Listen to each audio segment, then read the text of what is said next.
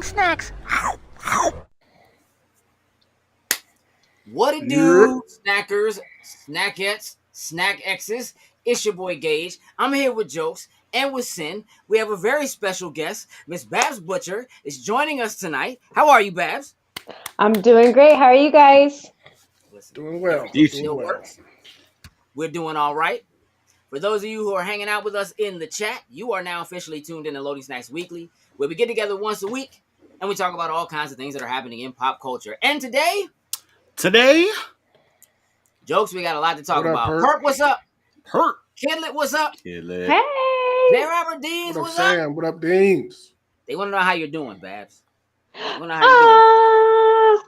Matt, what all up? is well. Today's a great day. Hey, I see Mr. Raisinets himself is doing that. There's the Raisinets. Already? The show just started. Raphael Raisinets. Okay. Got it. Got it. Doctor Who, Heather, what is going on? Hey. Jam-packed evening. Listen, Babs, I want to thank you for coming and hanging out with us tonight. We have been featuring people all month long because we want to help celebrate Women's History Month. And I know you are a very, very, very super busy person. Very super busy. As are we all. Taking the time to hang out with us this evening. Yeah, we're busy doing this. You know what I mean? I have a question for you, Babs, because that's the realm we're talking about is women's history. Is there a specific a historical figure, a woman who stands out to you specifically? Well, always the women in my family. So I have to always shout out my grandmother, Hiroko Katsumata. She came over after surviving the blasts in Hiroshima and Nagasaki. She came over and she raised some really phenomenal human beings, including my mom, who is not only a Navy and Marines injured vet. She is a strong mixed race woman. And she raised me to be the complicated woman that I am. So I always say that. I would say there are a lot of authors who have definitely inspired me. The two that come to mind that I read often are Naomi Alderman and Brene Brown. Just good people for mental health and for creative imagination, as well as Liz Gilbert. So I think she's a friend of Brene Brown's. But yeah, those three women inspire me daily. Oh, Gail Simone, always. Okay. So those are the shout outs for Women's History Month that I really, really, really want to say. Do your mom and your grandmother, she brought them up. Mm-hmm. Do they in any way influence your cosplay? Yes, of course. Because I mean, I've said this in my interviews with people for Power Rangers. I grew up in a very strict family. You know, you have military, you have Japanese influence. You're gonna come up with a lot of strict parenting and strict household rules. But they were also the epitome of beauty for me. Asian women were the most beautiful, the most strong. Like I saw Asian women at local ceremonies doing the taiko drumming, and I saw their strong, capable bodies, people doing martial arts. So when I was watching Power Rangers in the limited amount of TV time that I had at my grandma's, I was like, cool, white lady, white boy, cool. And then Rita Repulsa comes on, and I'm like, oh my God. I'm like, oh my God, you look just like my family and you're badass and you've got like drag makeup on. I love it. So she absolutely was somebody, like, I think that definitely made me sympathize with villainesses and see them as more complex, strong women too. So I definitely gravitate towards them when it comes to cosplay.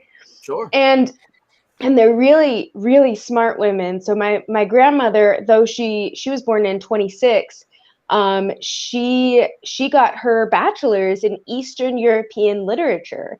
Wow. She quotes Dostoevsky, while, being this tiny little Japanese insane woman. And my mother got her degree. She was an electrical engineer and a weapons specialist in the military. She's fantastic. Yeah.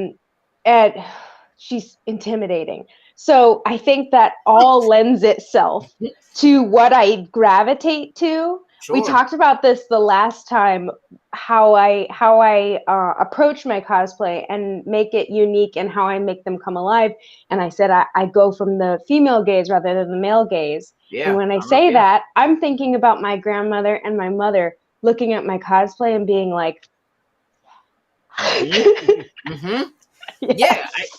I listen, I think that's, I think it's important and special to have strong people you look up to, that you can look up to within your own family, within your own family. I mean, tree. You've spoken about it with your daughter. That is very important for you. Oh, sure, absolutely. All of them, all of my daughters are like, I look up to them in ways that they wouldn't know unless I sat them down and said, actually I have said it, but that they're the idea of having somebody that's close to you, I think tends to make it more real.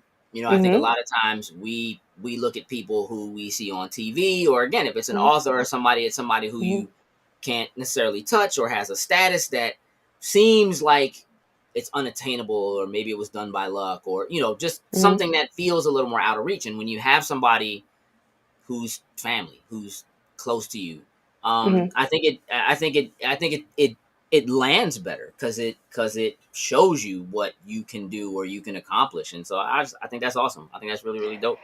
I know you'll probably bring it up later, but what you're saying lends itself enormously to the trailer that released for Miss Marvel, and we don't need to talk about it now. We're gonna watch it.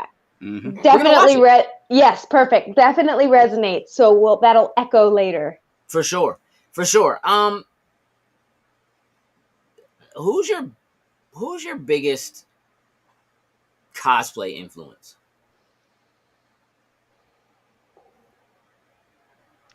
I think that has changed. I will have to admit that has changed. Okay. Because when I first started and I was first looking at people on the internet who came up on Google searches or Pinterest searches or Instagram searches, of course, the people I saw were ceremony cosplay, Hendo art, and Armored Heart cosplay. Or Hendo. Did I say Hendo art? Okay, Hendo art. Hendo art, those were the three that, come to mind as like, oh my gosh, I've been looking at your stuff. And that's how I knew photographers too. Like I did my research to know the different photographers that they worked with in the style. And then when I met them, I'm not cool with people that I look up to, even if they're everyday people, but if they do something that I feel is extraordinary, I'm not cool. Does that mean you're nervous or you're uncomfortable? Is that what you mean? Like, okay, all right. Your candid John Kim, the photographer that I knew had shot a lot of beautiful cosplayers, and he goes to extend his hand, and I go, I know who you are. You're candid John Kim. I see all your work. It just all comes out at one time. Yeah. The floodgates open. But I was so comfortable with that because I was like, I'll never see him again. And this was a once in a lifetime opportunity, and I'll never see him again. I see him all the time now. We go out to dinner. And it's regular. Does he remind you of having done that? Does he bring that up? No, he's such a gentleman. Okay. Most people are very gentlemanly about it. Or very, I should say, have really wonderful grace about it, man or woman. But I'll say, as far as how it's changed, I'd say what inspires me for my cosplay now is stunt women. Yeah. It's stunt women who make the characters that come to life on screen actually come to life. Yeah. Yeah. So there are characters that I didn't give two kicks about. On screen. What'd you say? Ross said, "What? I've never witnessed Babs doing that." Shut it. If you're nice to me, I'll tell you a recent thing, and I'll shout out a male cosplayer that is so nice. But to this day, I run in the other direction. If he's ever like, "Hi, Babs," I'm gone. I'm gone. I run away. I can't. You just can't. There's nobody you do that to. You don't lie to me. No. Don't. No. I don't have that. I look at people like they're people. There are people who I think have done some really incredible, really great things. They're still just people. They have I can't get there. No. Yeah, I don't know. I don't. I'm not I don't expect them to be perfect human beings. Yeah. But I still understand everything it takes to do extraordinary things. Sure. And I think maybe it's more like I know what kind of mental strength they needed. And I'm never going to be there. So to know that they mastered that is so incredible. I think there are people who would feel the same way about you, though. I would say you're pretty extraordinary. And I remember the first time I met you, Gage was and like, when they hey, meet me, when they meet me, and if anybody ever says that when they meet me, this is what I do. And Matt J. Sauer can attest to this. I go, and I run, I go. You didn't do that when we met you. Nope. Thinking about it. I didn't. But you weren't quite sure what my name was yet, and what I was doing, and you were just like, "Hey, can we interview you?" And you had a camera, and if I have a job to do, I'm professional. Okay. Like if I was meeting a celebrity and there was a camera in my face, totally professional. No camera, I'm like, why don't you just always carry a camra then? No, really, just had the camera. I mean, at this point, we got phones now, so it's like there's always a camera. Yeah, pretty much. I can't. But what if I lost that? What if I lost that and I was no longer? What did Evan say? Come on, you're super cool when you met. Just a little shy. Not shy. Listen, you'd be surprised how people might feel like like your demeanor was kind of calm. Like the first time we met, your demeanor. You had a camera right here, so I'm like, well, somebody had a camera. I just was like, hey, can we shoot later? I didn't have a camera. I was just like. I remember it well, MagFest 2019. Am I right? Yeah, 2019. January 2019, MagFest. 2019? Okay, that's right. But no, I can you imagine if you lost that? If when you came up to somebody that you really admire, everything that you admired them about just pooped out of your brain, and you just went, yeah, whatever. I don't give a shit. Yeah, but nothing would be exciting anymore. Well, no, I'm not saying it's not exciting. I'm just saying. Sam is saying that if I can ever introduce myself, I'll make sure to say, "Hey, I'm Kitlet. Holy shit, your Babs, your cosplay's cool. Can I get a picture? Bye." No, then I'll go and then I'll run away. We have to be heading away with the camera to get that on. We need to get all that on camera. Yeah, we definitely have to get that. Fine. I don't care. Get it for plenty of views. I don't care. I am still gonna be like that. I think I was just talking to Jonathan Bell about this this past weekend, and I said, "Are you an optimist?" And he said, "Yes, I am." And I said, "I'm a pessimist." And I said, "But I'm a pessimist to a point." where I still believe in the good of humanity. I believe that humans can be good, Sure. but I expect them to be bad so that I'm not disappointed. But if there are people that I admire, it's not that I expect them to be perfect. There's, of course, going to be crazy faults. They're human. But I'm still going to honor and admire the things that they did, and that makes me starstruck. Gotcha. I think for me, starstruck is a different kind of thing. I think. I just start giggling. I just go. I think I'd be more concerned about making that person feel uncomfortable with how I'm acting than I would about. Do you think I made people uncomfortable? Feel like people. Yeah, like if Do I you think feel I like made people uncomfortable? Who, me? Never. Do you think I have? No! I mean, I'm sure that listen, Babs, I'm going to keep it on. If you make that face, you make it run away. It's like, oh God, did I do something? The moment you meet somebody, you're doing this. Yeah. No. I want them to go to the internet to be like, listen here, Babs Butcher is trash and she is awful. I want them to do that.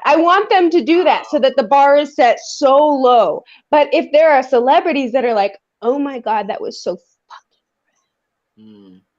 because I was like, oh my God, I would die. I would hope that they would be flattered. I mean, I'm looking at people in the comments say like Doctor Who was saying that when she's in costume, like out of costume, she's shy, but when she's in costume, it's like on. You know what I mean? And Heather's saying that, when you're on stage, you get to be a different persona, right? Yes. If it's because it's me meeting those people. So, for example, even me in this shirt, I'm more confident. If you met me out of cosplay in my normal Muggle life, I'm a completely different person. We've talked about this before. Yeah. And in that moment, even if I'm in cosplay, I am naked. I am completely bare to this person because I'm meeting them. I'm vulnerable, so I'm me. I can't hide behind anything. I told you about the situation where I met who was it that I met? Frank. Why can't I remember his name? Creator of 300, creator of Frank Miller. Frank Miller, yes. Frank Miller, and he was like, "Come on back, come backstage. You get to hang with me." And I went, and I just walked, and I walked away. Babs. I mean, you know what? I do understand. Like, look, everybody handles that kind of stuff differently.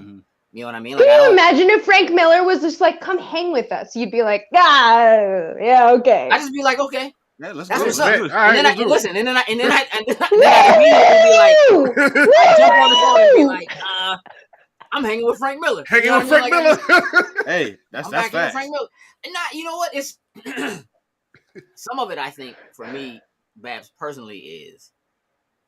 I learned a long time ago. I have this thing about losing my cool, about like just maintaining a certain level of level-headedness under all circumstances. This is not like it's not about like meeting a celebrity versus whatever. This is about like in an emergency situation, I have this thing about just maintaining a certain it's and I've talked to the team about it, but in a lot of ways it's what I consider the stewardess effect, the flight attendant effect, which is like if you're a person who is not comfortable flying, maybe you're not afraid of flying or afraid of getting on a plane, but you're not comfortable flying, right? When you get on a plane, you take off, you start to experience some turbulence, right? You look around because it's like, okay, what's happening here, right? Mm-hmm. What I learned a long time ago is that like you pay attention to the people who do it all the time. You look at the flight attendants, right? If the plane is experiencing turbulence and they're still handing out peanuts and pouring Cokes and whatever, don't worry about it, right? And so people do what they see the people who they recognize as people who do it a lot, right? okay, they're cool, so I'm cool. If the plane's Okay, experiencing turbulence, so and I need a stewardess. Puts on a seatbelt. You might. I need a stewardess to lead by example with me, so that they're like, Babs, this is this person, and I'll be like, and they'll be like, say hello, Babs, like this. I'll be like, you know what? hello. I think maybe you just need somebody to introduce you as like. In my head, this like, especially at cons. Okay, do you ever get this feeling that these, like, I watched this one show, I think it was on like Tubi or something like that, with Nathan Fillion and Alan Tudyk and who is Samwise Gamgee? Oh, dang, I can't think of it. I can't think of his name because you just asked me that. Because I just asked you. Yeah. Why can't I think of it? You know what I'm talking about? Yes, I do. I know exactly what you're talking about. Thanks, I'd appreciate you cosplaying as a stewardess to make her comfortable no matter who you all meet. That's perfect. Con Man. Oh, that was the show, Con Man, where you get to see what it's like. Sean Astin, yes. You get to see what it's like to be a celebrity at a con, and they're just like, fine, you know, and they're like, nobody's gonna know what I've done recently. They're just gonna talk about that one thing I did, and nobody's gonna give a shit, and they're gonna treat me poorly. And in my mind, thinking of those celebrities, if I were to be like, oh my gosh, I saw your movie that you just did, and it was so good. That was so crazy. I think they would be happy. I think they would be like, oh, cool! I didn't think people watched that. That's awesome. Right. It's the part when they say it's so awesome that you knew my newest stuff. Why don't you come hang out with us? And you're like, no, and you just run off. That's the part where they're like, what? I don't, like, what did I do? Again, like I don't. Everybody has their own level of comfortability. I look at people like they're people. You know what I mean? Yeah. It's hard for me. I like, even Ghosty Muffin cosplay. You know her? Mm-hmm. Absolutely. Very well. Yes. Quite well. So she was on a panel with us at Ocean City earlier this in December. Isn't she wonderful? Isn't she wonderful? So I was with Matt and with Raphael over at Katsukan, and we were walking the con floor, and I go, that was Ghosty Muffin cosplay. I can't say I can't stop her. She was in her Bowsette cosplay, and I was like, oh, that was her. I can't say hi. She always says hi to me, and I always say hi to her. But in this passing, I was like, she probably just wants some time to herself. And Matt and Raphael, they were like, just a second, and I was like, no, and they get her, and she was like, Babs, I didn't see you. Oh my gosh! And we're hugging, and we're talking for like a half hour. And we're talking for half an hour, and I'm like, oh my god, it's Ghosty Muffin cosplay. Oh my god, like, that's who I am. It doesn't matter. Like, if I love you, I love you with all my heart, and I can't tamper it down, and I don't want to. Yeah, I'm gonna idolize you no matter what. No, I think that's awesome. I do that with you. I'm like, you guys, this is Loading Stacks. You guys need to meet them right now. Like, I've introduced you to people like that. I have. We're just dudes doing a show. That's all. Yeah. Hey, let me read that. Put that up again for me, Sin. Sure. Kid said, at the end of the day, we're all people. If you're famous, you are. If you're not, you're not. Famous people aren't gods. If you meet them, the number one rule is to treat them with respect, as they should you. And look, I agree with that, right? J. Robert Dean says, but Loading Snacks are gods. You are gods. So let's keep things in there. I didn't get that memo in the mail. Yeah, keep that as your thumbnail sound clip. Loading Snacks are gods, though. Can we get some blue checks now? Because no, really, that's that. Let me. I think the other thing is, right, in the same way that you maintain a level of humility, right? I think that's important too. And I will tell you that I literally was just telling this story the other day. I was walking through, the three of us were walking through, I think it was AwesomeCon. A few years ago, we were getting ready to do an interview with Hilton George from BlurCon. And as we're going, like we're kind of rushing, we're trying to get off the floor to find somewhere quiet to do this interview. My oldest daughter and my youngest daughter were with us. And the two of them, Jokes and Sin, got ahead of me. Because I had them, my youngest was still pretty little. And somebody stopped me. I said, "Hey, loading snacks, can I take a picture?" And I was like, "Sure." You know what I mean? And we took a picture, right? And then, we talked for briefly, and I was like, "Listen, I'm on the way. We got, we're getting ready to shoot an interview.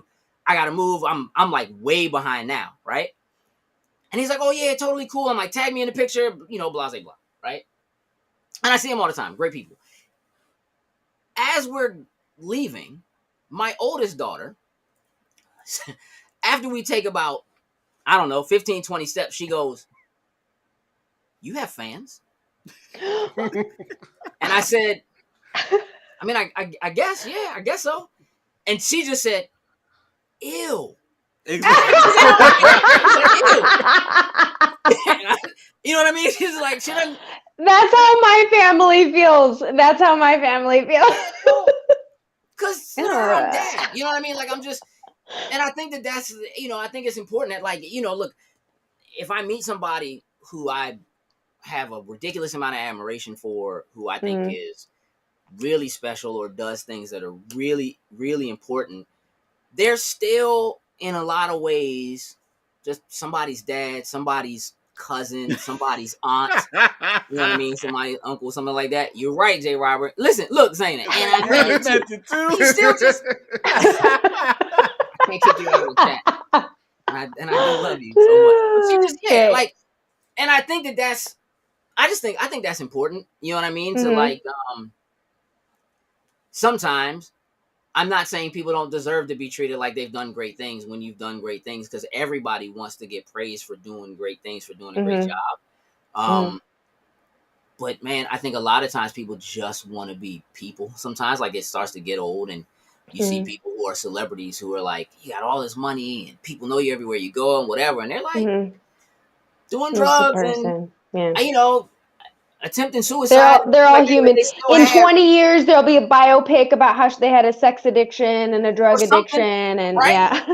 You never know, right? And well, so to answer your question, I would say it's stunt women. It's stunt women. Like, you're familiar with Michelle C. Smith, right? I'd imagine. Of course you are. Of course I am. I think she's awesome. I think she's amazing. I think she makes some of the best videos. I can't get enough of them. Dr. Who said, "My son loves you guys. Desperately wants y'all to play Roblox and Fortnite." Listen, we do play Fortnite sometimes. Sometimes we don't Roblox. No, I don't Roblox. I don't know. Roblox is a little too. Roblox to me seems like the Minecraft now. And Minecraft is still doing a thing, but But if your son wants to play Fortnite with us, here's the thing: we play the paid version of Fortnite where we play together. We don't generally run around shooting each other. We fight zombies. I'll hop into battle royale, but of course you will, because that's that's me. But once I get to like the top 4, I know I'm playing with these fast hand kids, and I'm like, nope. Yeah, you can't do it. Can't keep up. Listen, let's do this. We're gonna show off a little bit, Baz. I'm just gonna show a couple of things. So prepare yourself. Okay. Talk to me about this. This is one of my favorite pieces. I really like this. This is relatively recent. I like that a lot. Talk to me about your Kate. How do you feel about Kate Bishop? As a character or as a cosplay? Both. Okay. So One, I love the cosplay because it is actually possible to do stunts in that cosplay. Okay. And that is it. That's important. That is my litmus test now for cosplays. It used to be that any stupid, I have to say it, man would go on YouTube and be like, I don't like this costume. It's not good. And they would just, everyone would look at them and be like, yes, I agree.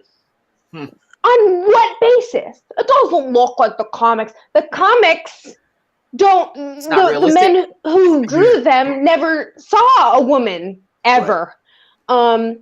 So already you're out of here. So it's not realistic. I just don't know that it's a real good superhero costume. No, shut it.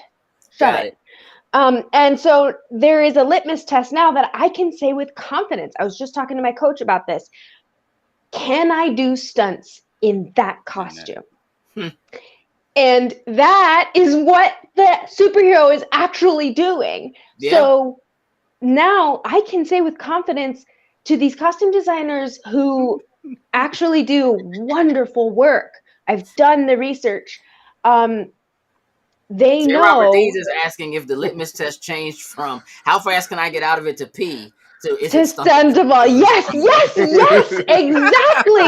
exactly. Is it bathroom ready? To can I do stunts? Which also means that you like Ant-Man. I believe Paul Rudd said when he ripped his suit, they would just sew him back into it, which that's how the costumes are. It's not doable a superhero is a first responder. Being is a stunt. Being is a stunt. You can get a certification for it.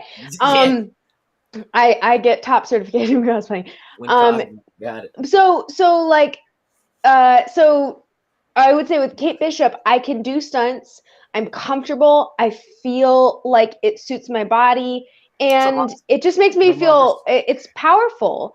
How many times have we been able to see colors besides blue and red? Yeah. For cosplay suits that actually do well. So there's that. And the fact that this character has taken off to inspire a lot of women in this whole new era of Marvel women. I absolutely adore that. How is the incorporation of stunts now as it pertains to your cosplay and to being shot to cosplay photography, is that part of that test? Is it like I want to be able to move in it and jump in it and do things that look really, really great and realistic and feel good when I see those images back? Is that part of now choosing who or what or how you cosplay? Yes, and I will say another element to that conversation, excuse me, is the fact that content popularity and repostability is in video form. So the fact that I'm not just a pretty face going, I'm not just doing that for my cosplay. I could just do that. I could just, cut booty shorts onto these suits and then just sit on the camera. I could, and no shame in that. If you're paying off your bills that way, more power to you. I support that. Yeah. However, I love being able to climb on things and being able to jump off of things and learning new apparatus and learning how to make that character come to life through action. And that lends itself to the popularity of video content. Sure. So when I choose what to cosplay and who to shoot with, a huge part of that is can your photo, like camera, capture movement, fast movement?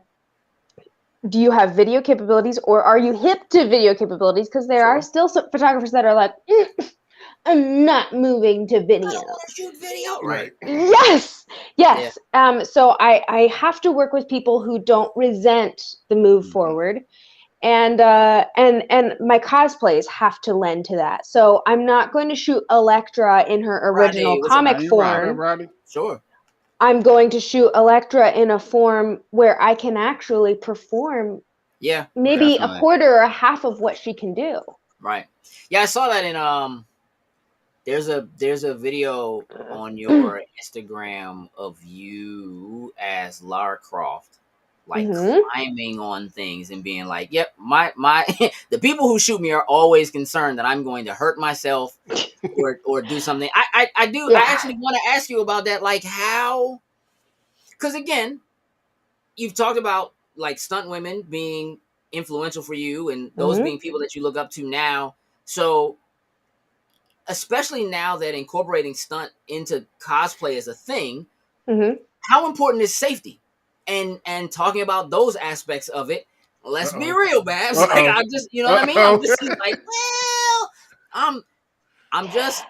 No, you're absolutely right. Safety is number one. Safety is number one. Ask, like, that is a huge thing in the stunt and fight community, in which I am only a beginner. I will never claim to be a stunt woman completely or a fighter completely. I am in training. And that's like, uh-oh. He's seen me. Safety is number one. Okay. It is the reason why people are still alive and still thriving. However, I will say, from a more casual point of view, I don't have a fear of heights. Okay. I have a fear of claustrophobia. I definitely don't want to be in a cave, but if we're on the top floor of a parking garage and there's a ledge, and if I climbed on that ledge, it would look really cool. Yeah, I'm gonna climb on the ledge. I'm not going to tell the police I climbed on the ledge, but I will do that. It's not a bad photo shoot unless she is climbing on rocks or some wall. Yes. Yeah. Well, I mean, I was a rock climber. I was a gymnast. That you can't be afraid of heights or doing something adventurous and adrenaline filled. So like, I guess rock climbing aside, like as a gymnast, like you perform on a mat. Well, the type of gymnastics you're supposed to perform on a mat. I was like, you gotta clarify. I wasn't a flip gymnast. I was a contortionism gymnast. Okay. So the mat was this thick. Super thin, yeah. Mm-hmm. Yeah, so you were asphyxiated half of the time trying to do all these things. Absolutely. Ever since I was little. Yeah, I'm not afraid of that. How many bones have you broken? I broke a lot of my toes often, and I lost count. I thought you were going to say off. Like, wait a minute. Like, you broke your toes off. Like, you broke them off. And I've broken my arms at least 3 times. Each? Because that's a lot, Babs. Like, really? Okay. Yeah. What are you doing? Not cosplaying. Just like when I was little, I was rock climbing, I was rollerblading, I was climbing on trees. So I grew up a tomboy, and I'm still that way. I'm just not afraid of climbing on things and getting hurt. It's just the least of my worries. I get it. Live fast, die young. Oh God.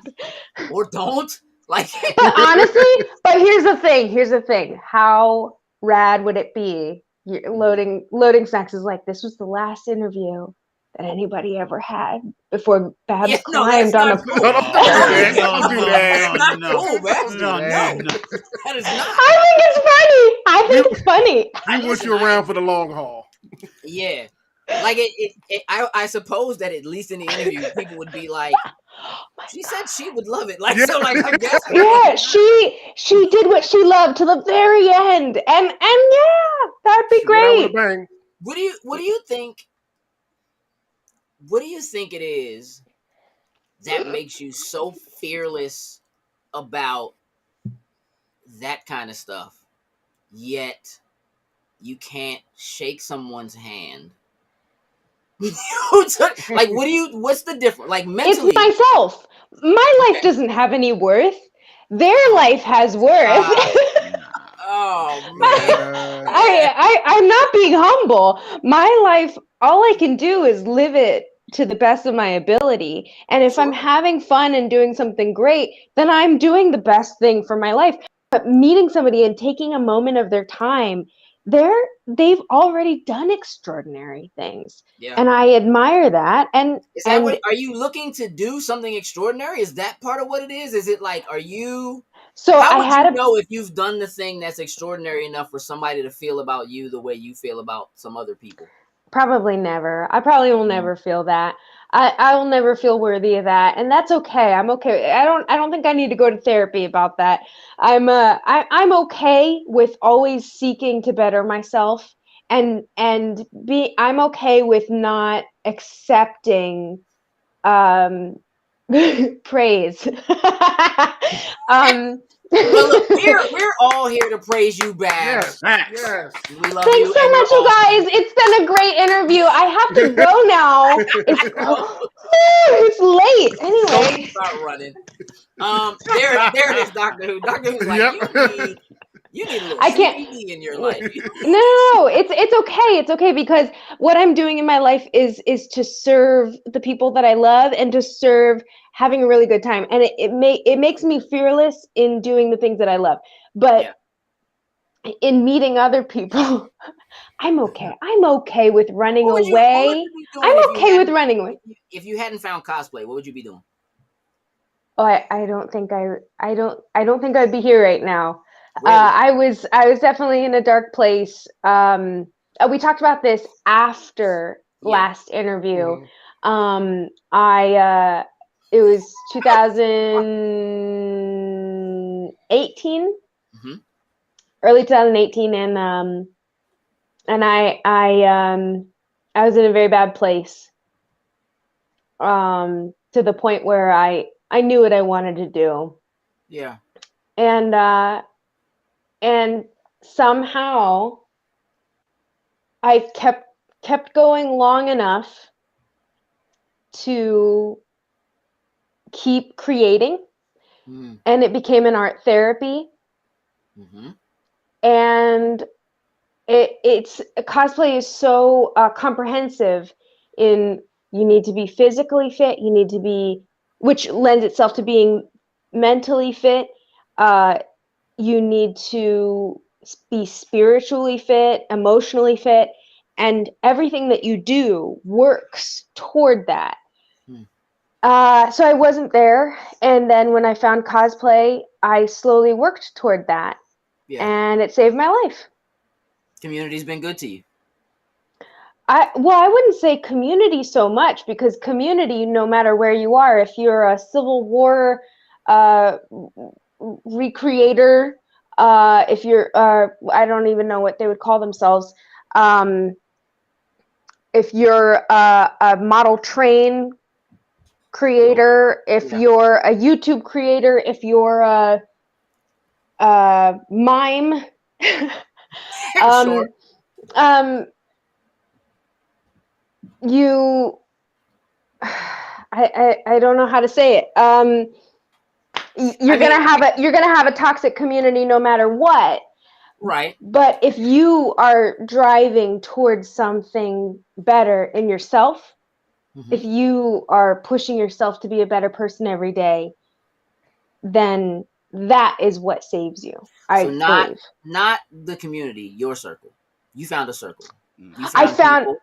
Yeah, you find, even if someone is only in your life. Robert Dean. No, I would be a terrible president. I would meet some the president of India or a prime minister of some place, and I'd be like, and I'd run. Can you imagine? That would make newspaper covers. Oh, no, you'll run on CNN 24 hours. No, but you even if someone is only in your life for a brief moment, they leave a lasting impression, and you strive to find the positive in that. Even if they're not positive in general, they were a part of your life, and you you keep those experiences for better or for worse, and you make that story forward, you push it forward. Yeah. So whether it's community, whether it's yourself, whether it's just a select few people, or just experiences that you collect, that's what saves you in the end. That's what life is. Well, I'm glad you found it. I'm glad you kept going. I'm glad you're here with us now. Mm-hmm. Yes, of course. You know what I mean? Look, vote for Babs. Let's start that. I'm down. Let's run it. You know what I mean? Doctor Who, you do some awesome cosplays. Greg says you're dope, Babs. It's true. It's true. Thank but now you. she's gonna like freeze. I know. This is my way of it. I have been able to say thank you, and but then that's as much as I can do. That's it. Jose, what up, Joe? Happy belated birthday, bro. But yeah, what we haven't really said outright, and I don't know if it's too late in the interview, is that I have transitioned over to stunts. We spoke about it briefly last time, but by the grace of the Power Rangers community, Unworthy Productions had hired me and Raphael, who's in the chat, or who was in the chat, to be Pink and Green Ranger, and they asked us to please, as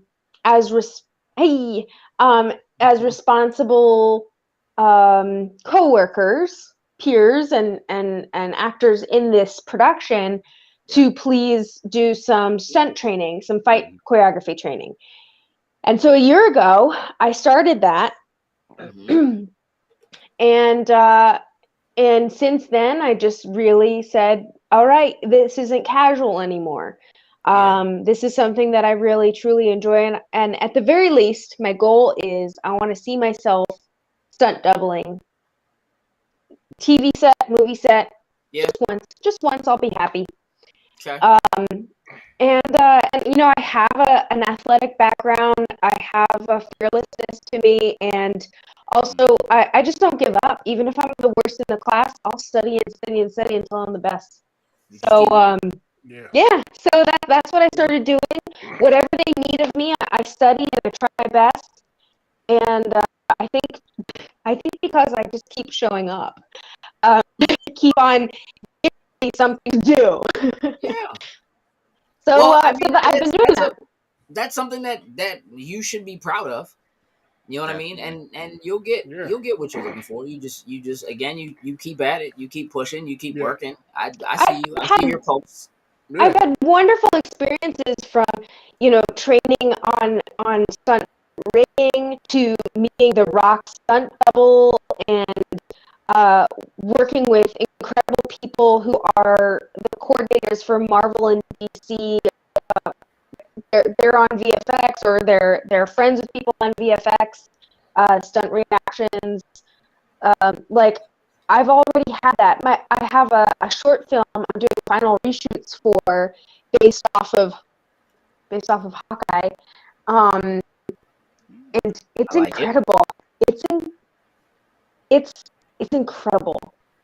And the person who guest choreographed is, I can't even believe the person just was able to come and choreograph, and he was happy to do it.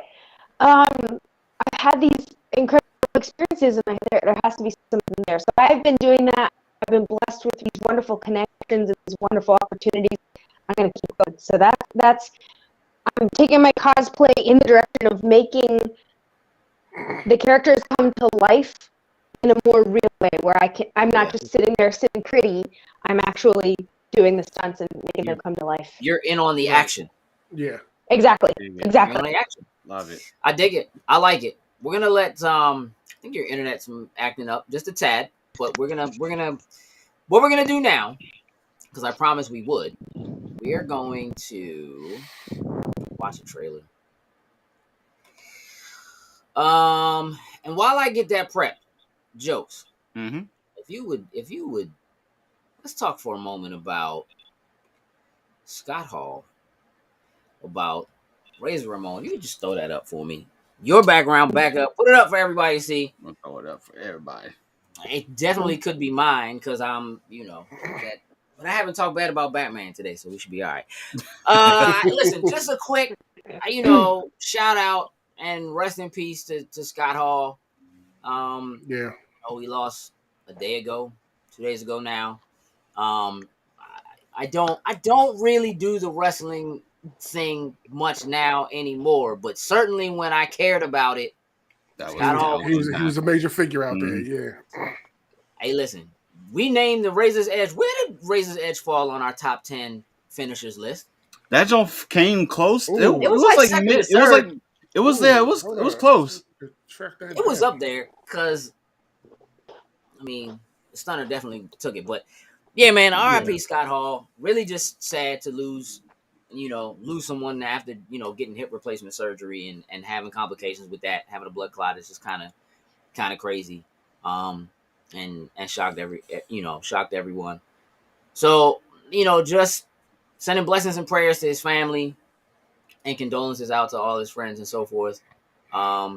He was certainly an important part of that part of my life, my upbringing, my wrestling upbringing, which I've shunned at this point. It's all you jokes, but yeah, man, the bad guy, the original, the bad guy, toothpick and all that.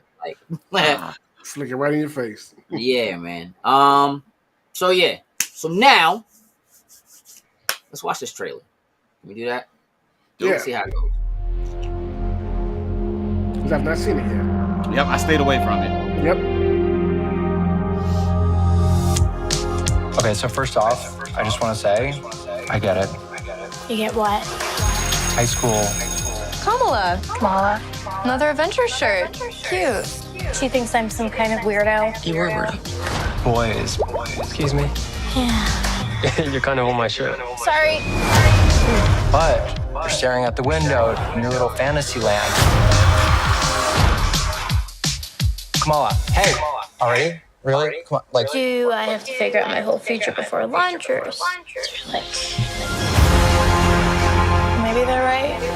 I spend too much time in fantasy land. That is not you. It's not really the brown girls from Jersey City who save the world. That's a fantasy too. Did something happen to you? No, why? Did you hear something? Kamala? What does it feel like? Cosmic. I always thought I wanted this kind of life, but I never imagined any of this. Do you know what you are?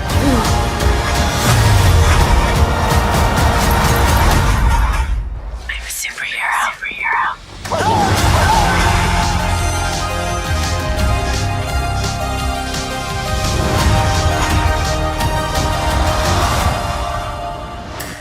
Woo! All right, so Stin, first impressions. I'm here for it. Okay. Jokes, first dig impressions. You dig it. Babs, let us have it. Gush. Goosebumps. This is. I could never imagine. I'm trying to imagine Babs that was watching X-Men in 2000 in the movie theaters. If one of the trailers was that, I would think it was a joke. Mm-hmm. That's incredible. Yeah. Yeah, we've come a long way, right? I'm so excited. No doubt. J. Robert Dean's between this and Turning Red, it's a great 1-2 punch. About dang time for young women. I would agree with that. I mean, at the very least, like taking a look at it's so meta in that it's looking at the impact of superhero culture on young people's lives around the world, and it even takes a nod to cosplay and that it creates a sense of confidence or just like a whole other universe for young people of every race and creed, to the point where they are also completely included in Yeah. this superhero verse. Yeah. There are a lot of things I find really interesting about this trailer. It's definitely doing things that are different from. I mean, it's obviously taking influences from the comic book, but it's doing things differently because her powers clearly, like, they came from Terrigen Mist, which is a thing that was a thing in the MCU, but we're pretending it's not a thing Oh no, in the they MCU were now. definitely existence. So, like, Mhm. yeah, they definitely are taking some liberties with her abilities, which I think is interesting. It's 6 episodes, and we know that she's in the next Captain Marvel movie, The Marvels, which I think is dope. As I said, New Jersey is pretty much the whole MCU now, and I'm here for it. I'm not mad at that at all. J. Robert Dean said exactly, Babs. The young women who would come to my shop when Kelly Sue DeConnick revamped Carol a decade ago were just like Kamala, and this is a perfect representation of that energy. You can't. It's very hard to put into words the importance of this character to comics as a whole, but especially to mainstream pop culture superhero storytelling comics, for young people, for young girls, for girls of color, for the entire world to see that in that light, to be seen in that way, for people to be able to see themselves in that way. I think it's just, I just want the show to be good. Yes. So, correct me if I'm wrong. Miss Marvel is going to come before the Marvels, which is the MCU, the cinematic. Right. Will happen, and I believe Brie Larson was instrumental in changing the sequel to Captain Marvel to The Marvels, because she knew that there would be multiple Marvel women in it, young women and already established young women in the MCU timeline. Yeah. And she said, it's not just about me, it's about a few different people. So it's the Marvels. Right. And for as much as anybody wants to incorrectly call Captain Marvel and Mary Sue, you have to pay respect to Brie Larson if you actually do your research, that she is instrumental in uplifting the next generation of people, young women especially, into the Marvel universe. Yeah. Yeah. Sam said Kamala and Monica Rambeau together in a TV show or film would be incredible. I'm pretty sure you're gonna get Do that. Do you think Monica Rambeau will be in the TV show?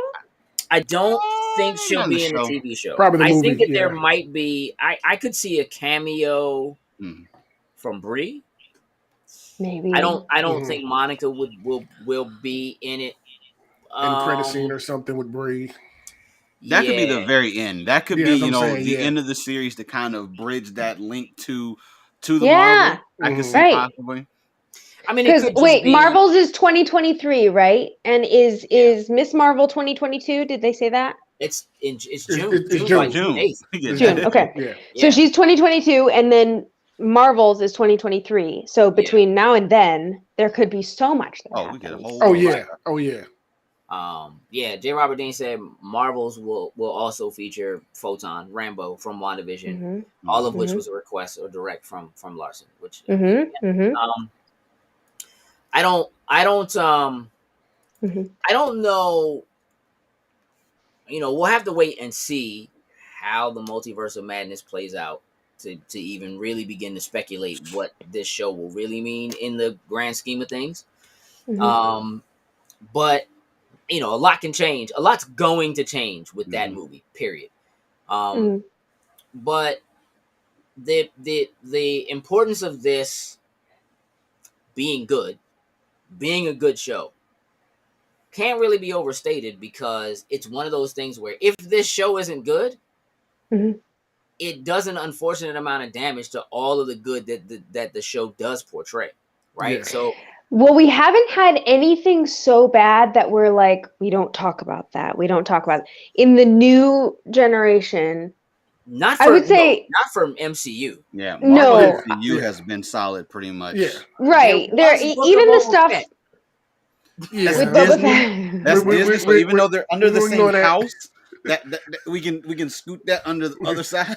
Let's keep it strictly to Marvel right Marvel, now. Fox, Marvel, Book of Boba Fett. It's over here, off screen. Off screen, you don't see it. Yeah. There. I mean to say, there was nothing in the recent slate on the Marvel, the Disney Disney Plus Marvel side of things, where we were like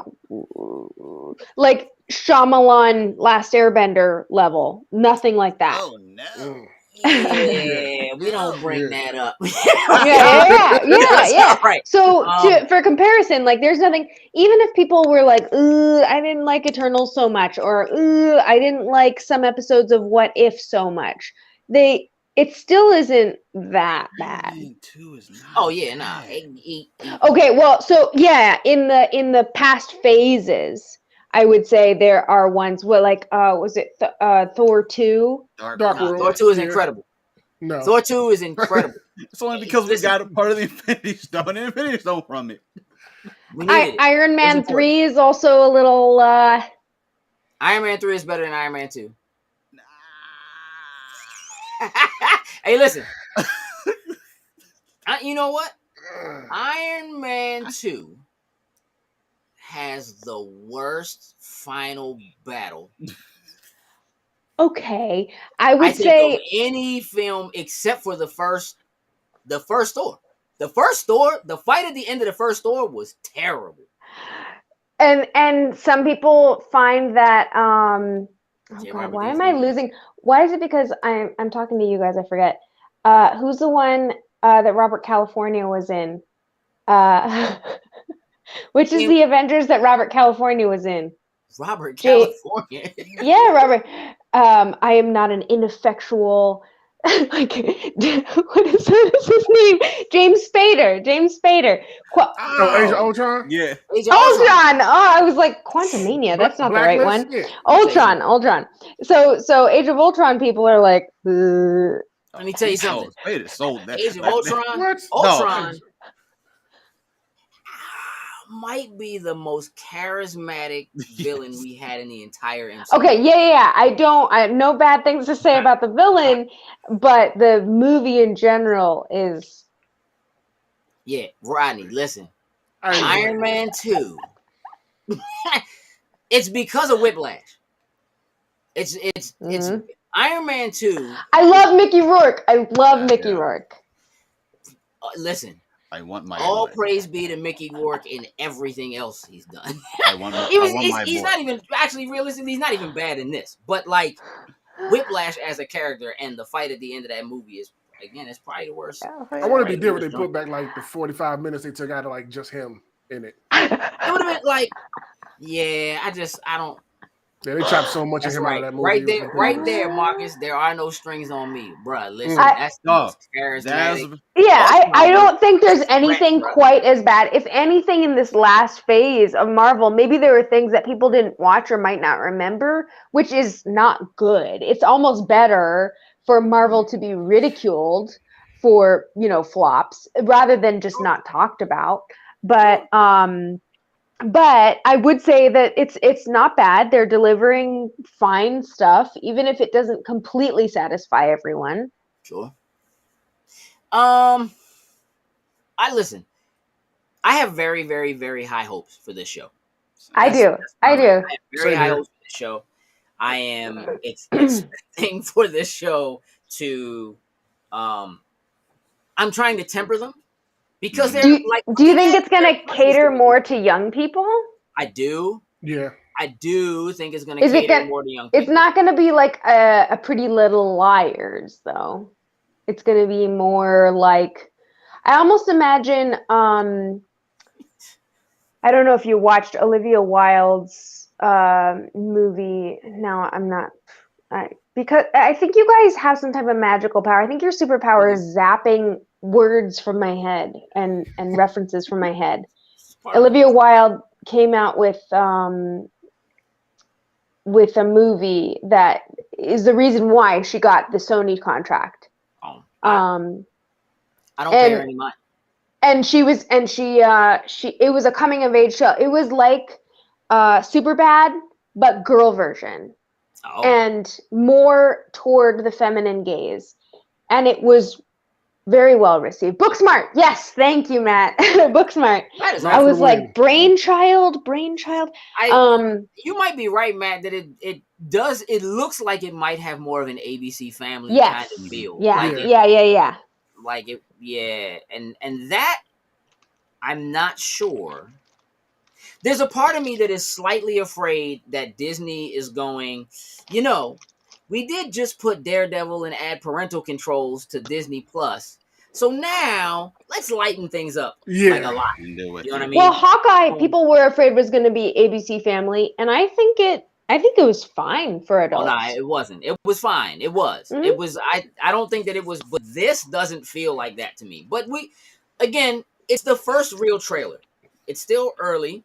Yes, safe for jokes because ABC Family, the youngling. Jokes. I have a curveball. There it is. Finn. Sure. What you got? Let's say sure. Is it pronounced Studio Ghibli or Studio Ghibli?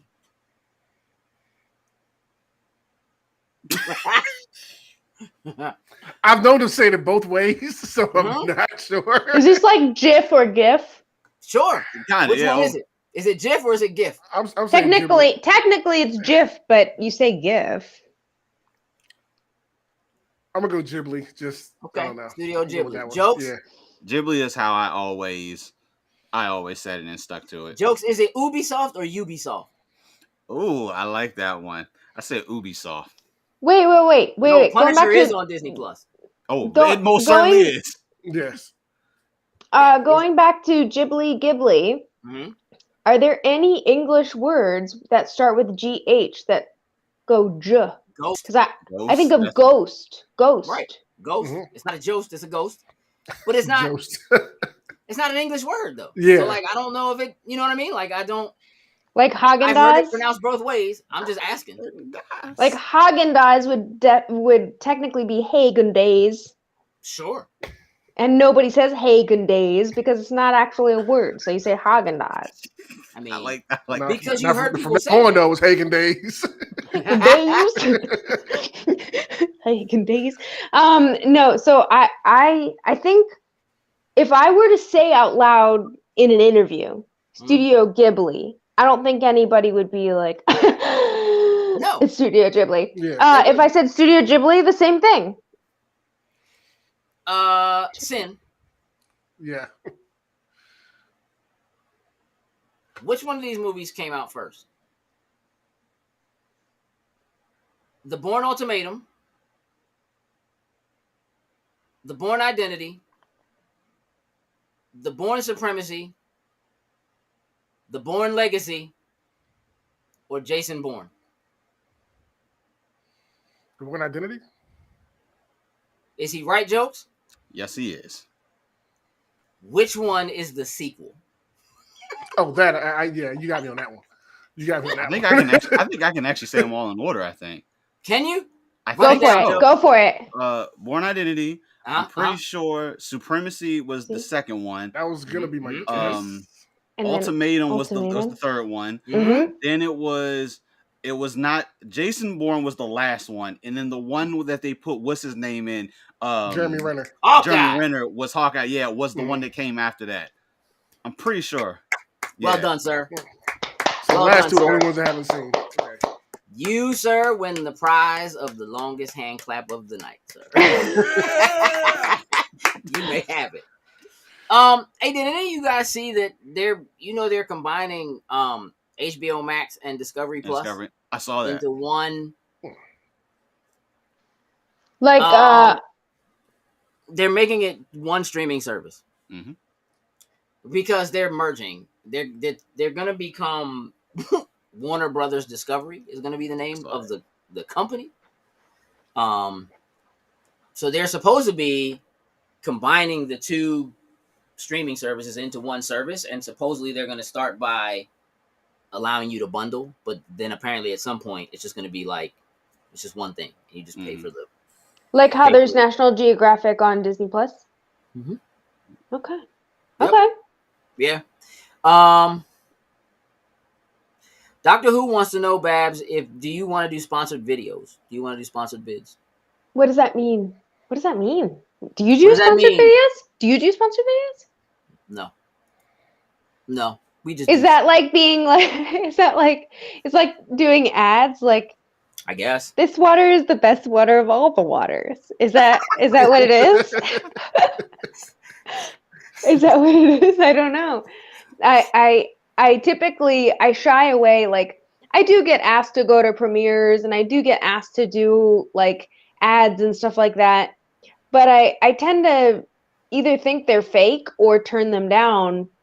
I did one big sponsorship thing with Amazon Prime.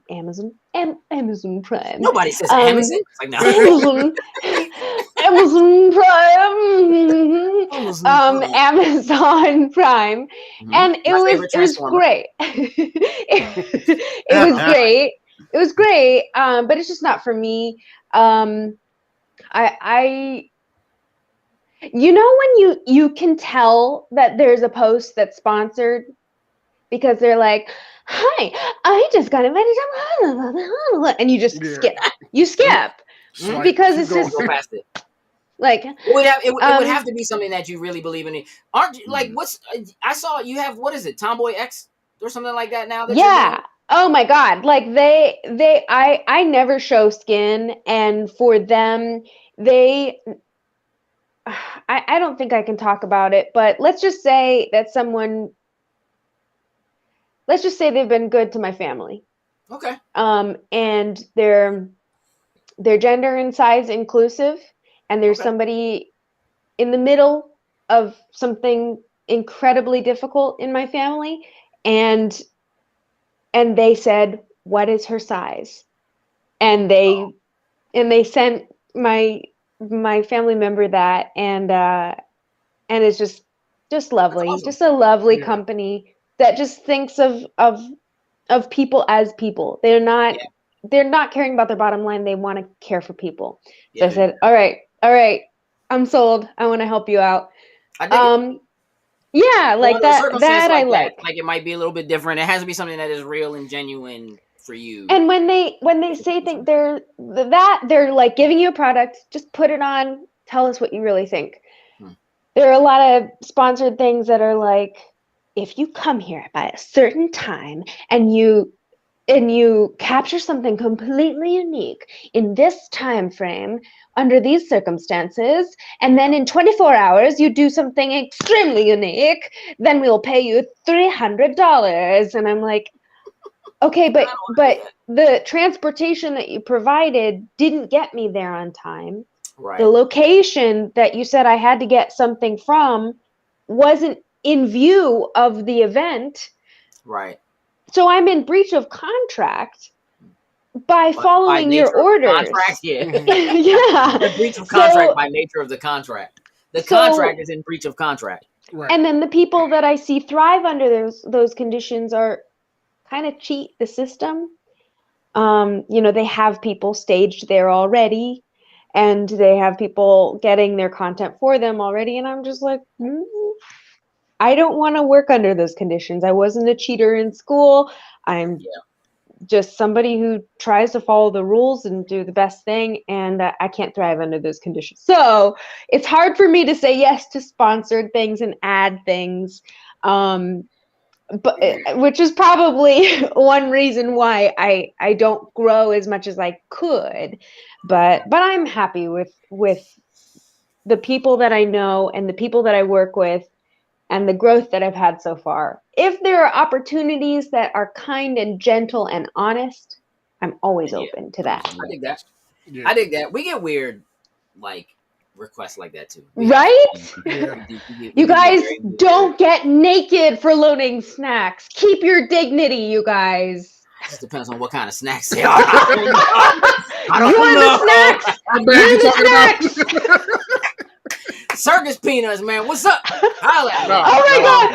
Wait, just circus peanuts like this? No, sir.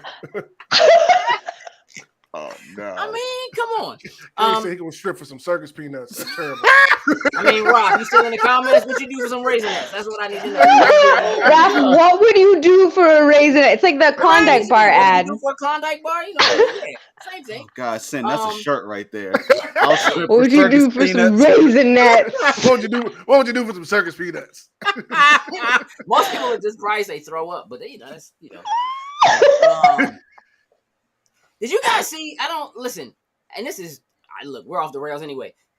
Did you see me get tagged in the post about birthday cake mayonnaise? Yes, I saw that monstrosity. Tell me everything. Tell me everything. Okay, well, let me start by J. saying Robert Dean's. I detest mayonnaise. I detest mayonnaise. And like this. Listen, I think mayonnaise is fine for other people, but for me, it's just sandwich glue, and that doesn't work. And so because people know that, if you would like to see how much I detest mayonnaise, watch me eat spoonfuls of it to raise money for children. Oh, that was bad. That was bad. So close to blowing chunks. It was for a good cause, but come on, spoonfuls of mayonnaise. That's just I won't do that again. Okay. Yeah. So now, anytime people see anything that is mayonnaise related, they tag me in it. They post it. They put it up, and somebody found birthday cake flavored mayonnaise. Yeah, mayonnaise is sandwich glue. That's all it is. It's just there to hold it together. That's it. Look. Wait. Do you? I'm still trying to imagine that. Why would someone make that? You know, I prefer What sandwich out there needs birthday cake flavoring? Nothing. There's nothing. Like honestly, no sandwich. Like a peanut butter fluff, but a peanut butter or like a fluffer nutter already has the paste. That just sounds wrong. Anyway, I don't. I wouldn't. I wouldn't. I don't know. I'm sorry. I interrupted you. You haven't seen the Batman yet, right? I have not. My buddy would be. Well, actually, I could ask my brother-in-law. He was the one that first started training me when I was first going to get into stunt and fights. He was training me in MMA. I believe he would probably take me to see the Batman if Raphael did not take me, Mr. Raisinets. But he's going to get Raisinets, and I just can't. I buy Raphael Raisinets and Raisin Bran cereal. There it is, if you want to see what it looks like. Ew! Disgusting. Yeah, it's got to be fake, man. That can't be real. Yeah, it wouldn't surprise me. Like with some of the stuff that we've seen on the shelf nowadays. I'm gonna go to the grocery store. I'm gonna go to the grocery store and get it. I mean, they make it in chunky. Why do you need chunky mayonnaise? Oh no, that just sounds like it hurts my feelings. Yeah. No. Oh. Well, here's the thing: the Batman is actually still doing really, really well, even though Babs hasn't seen it.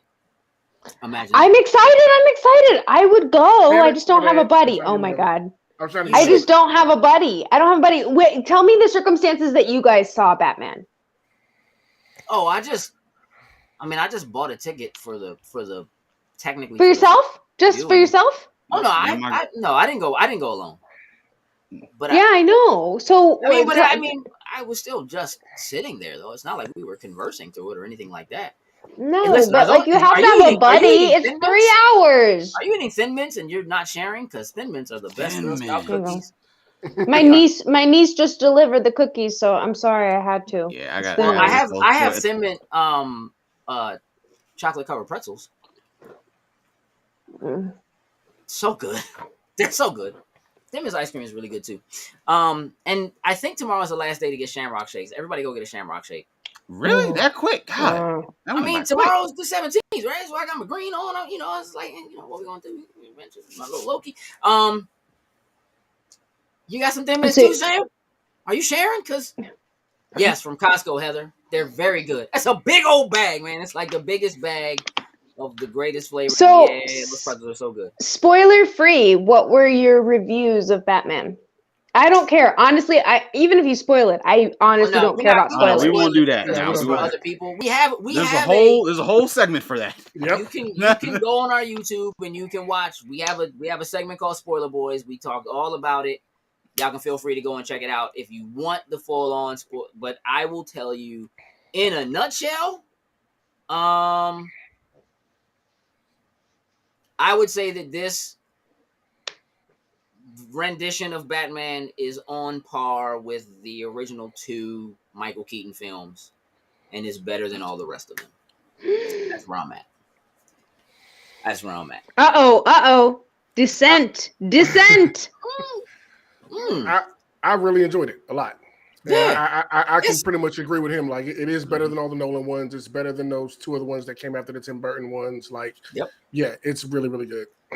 Solid. I'm right on the same page. Like, Dark Knight has been my favorite Batman movie for a good while now. But this takes the cake for it. Like, since the Michael Keaton days, like, this is the one. He's actually a detective. Like, that's one of the things that I really like about this movie is that Batman does what Batman has always been said he is. He's the greatest detective, but the longer we let him talk, the closer he's going to get to spoiling. I've been able to temper myself on when I have to say. So I'm just telling you. Wait. Kid, if your Shamrock Shakes taste like cilantro, close your McDonald's. Someone is poisoning you. Yeah. That's not right. No. Wait. What did you guys think of Logan? Logan is Logan was dope. incredible. Yeah, Logan was good. That's an incredible movie. Yeah. Okay. All right. Yeah. All right. Yeah. All right. Logan I trust your judgment. You know, there was somebody in my friend group who liked to, I don't know why. Maybe it's because my face is entertaining when I'm upset.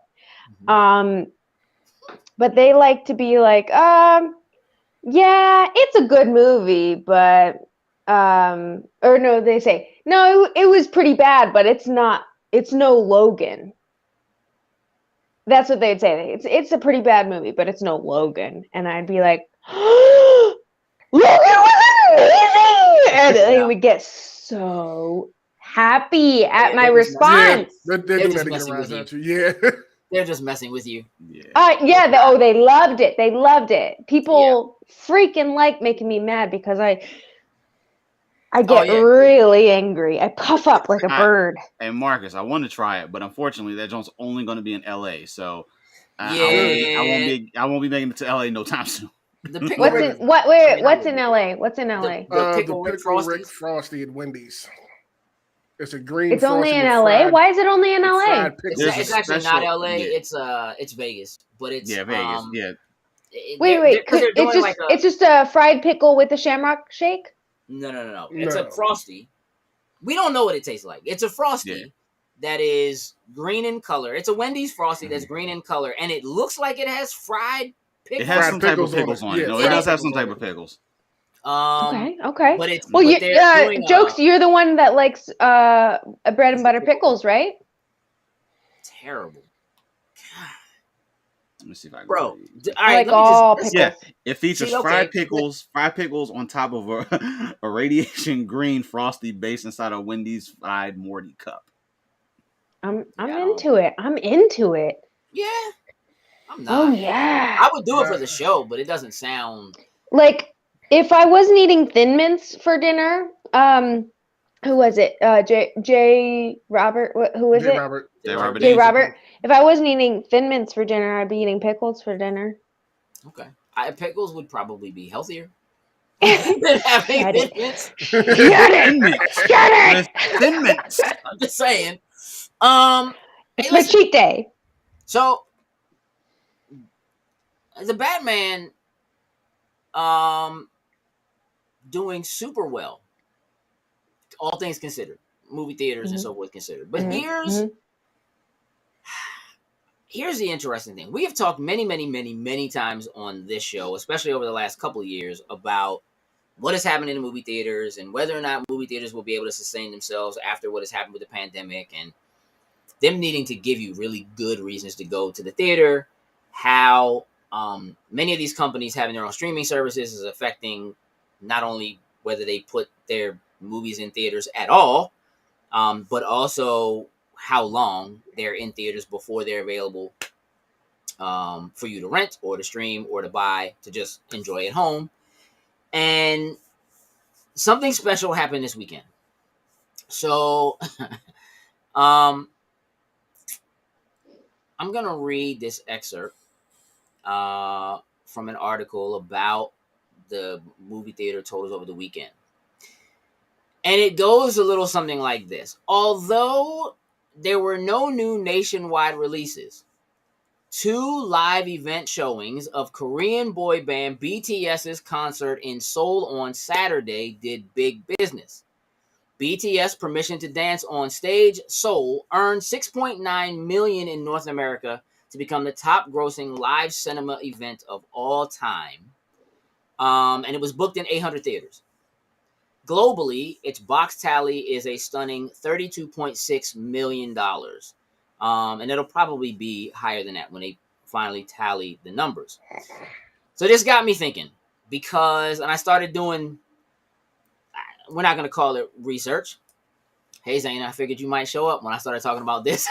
One of the things that is happening with theaters is they are beginning to do events like this. Live concert events, live shows, operas, and what seems to be working really, really well for the theaters is that ticket sales tend to be upwards of $30, $30 to $40, $45 per ticket, which is a lot more money than they would typically get filling seats for somebody to come and watch a movie.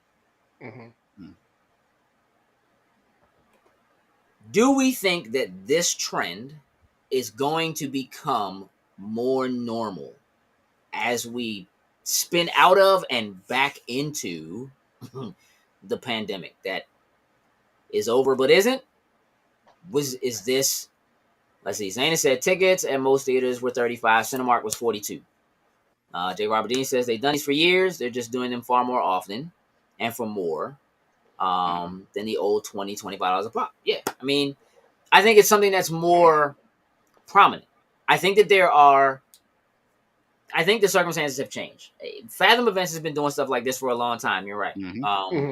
Again, they're doing stuff, anime has been having incredible showings in theaters, one-off showings, doing re-showings of movies that haven't been in the theaters in 2 decades and, whatever.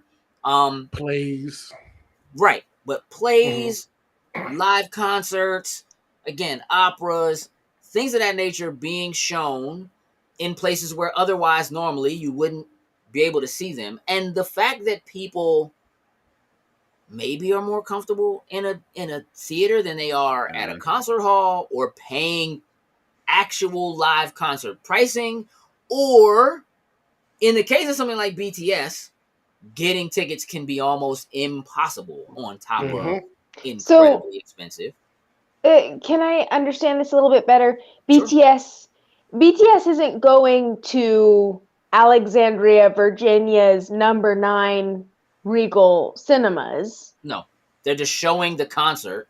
They're doing a concert live in Seoul, and that concert is being broadcast and shown in 800 theaters throughout. So, 2 things come to mind. The fact that I think we talked about this before we went live here. We were talking about how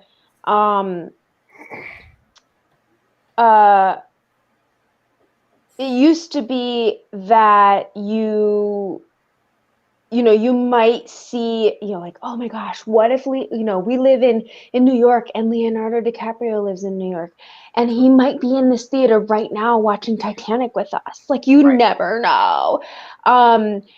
And now somebody with,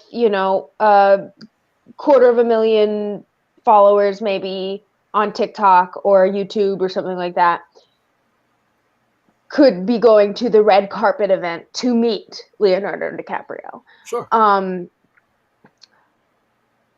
So they're going to the red carpet events that only, like, celebrities aren't going to the local theaters. They're going to the red carpet events, and that's when they see their movie, their event. And so now, when these same people are going to those red carpet events to a movie theater, it's like, oh my God, the star of the show is here. They made a guest appearance here. So it makes people work toward going to the local theater. Maybe they'll get to see the star, or a tertiary star of the, like a second, third billing star of the show will be at that theater. So it's creating a movement, traffic towards the theater, and excitement towards the theater. And then obviously Fathom events and things like that have been going on. And then what was the other thing? Oh, I've been listening to podcasts where the stars of these big movie stars are saying, we cannot get rid of movie theaters. We cannot get rid of movie theaters. Theatrical releases are so important. Mm-hmm. And I don't know the mechanics and the politics behind all of this, but why? Why are they pushing it so much when they're also pushing streaming so much? I feel it's a political move. I feel there's something behind the scenes that we're not privy to. If they want us to go to the theaters, I'll go to the theaters, but I don't feel like paying $23 a freaking ticket. I think that, well, in terms of what's happening with something like what BTS is doing, having a concert that then gets broadcast, I think part of it is that you are able to witness a live event with other people who also want to witness that live event, and it's all happening at the same time. You feel like you're a part of this thing. So when Fathom Events does something like you know, Zaina's saying in the comments, Jujutsu Kaisen's hitting this weekend, there's a Ghibli Fest that's coming. The people who go, like, you know that this is a weekend event. So for the people who are really into Jujutsu Kaisen, if you're a big anime fan and you love that thing, this is the weekend to go and to do it. And then on Monday, everybody can talk about it, right? It's water cooler talk. It is a different thing from the way that a movie normally comes into the theater and is in the theater for weeks, sometimes months, right? And you guys are the right audience. I am not the right audience. I am totally fine being out of the loop. I am totally fine not going to. I don't like concerts. I don't like public events. I don't like a crowded theater. Sure. Like cons. I'm going. Woo. So the pandemic and people being less, like it being more sparse in a con. It's my dream come true, but it's not good for business. It's not good for business. So I'm the wrong person to ask. You guys are the people who are the right people to ask, or probably are going to be moving our society forward. I'm saying no. I mean, I think that it's actually it's perfect that you have both sides of that, right? Because there are people who just, like, for me, there is something to be said for the movie theater experience, but not when I can just do it at home. It has to be something important enough, right? Like, again, as a Spider-Man fan, if there's a Spider-Man movie coming out and it's going to be in the theater, I'm going to go to the theater to see it, right? And I'll pay the extra money. I'm going to do it more than likely with a group of people, right? And we're going to go and we're going to experience it together. And when it's over, we're going to talk about it. You know what I mean? You know what I mean? But for the most part, under a lot of circumstances, like, I spent good money getting surround sound speakers and a really nice TV so that I can enjoy those things at home. And the truth of the matter is, I did it originally at a time when it was like, oh man, I can't wait till this is out of the theater and I can finally see it at home. Now I have it so I don't have to worry about going to the theater and I can see it at home. And what you're talking about with celebrities saying, hey, we have to keep theaters. part of that, I think, is contractual. Mhm. If you look at what happened, yeah, recently, you're right. Like they don't give a care at all, but they have to promote theaters. right? Your And your the way money's that tied into it. most contracts for a lot of actors and actresses work is that they get a larger stint of the money Yes. that comes from the original royalties from the movie's original theatrical run. Mhm. And though they may get royalties on the other end of it, that's Mhm. not traditionally how it works. And that's why there was the issue with Black Widow and why Disney got sued. And technically why they ended up settling, right? Because that changes the way those things happen. And so for a lot of people, there are fears about the way that it affects the way they do business and have always done business. And there are a lot of actors and actresses who have contracts that are already in existence for multiple movies with the same companies. Mhm. And so if you're a person who signed a contract with Universal, and Universal and NBC are now like, well, we're going to do this Peacock thing. We're going to put everything here. Well, that's affecting how you get paid and what kind of money you get. And so it changes your lifestyle. It changes how you have to do things. Do I think it's necessary for them to need theaters? No. Do I think theaters are and were a very important part of what life has been like? Yes. But I also think that the internet changes everything.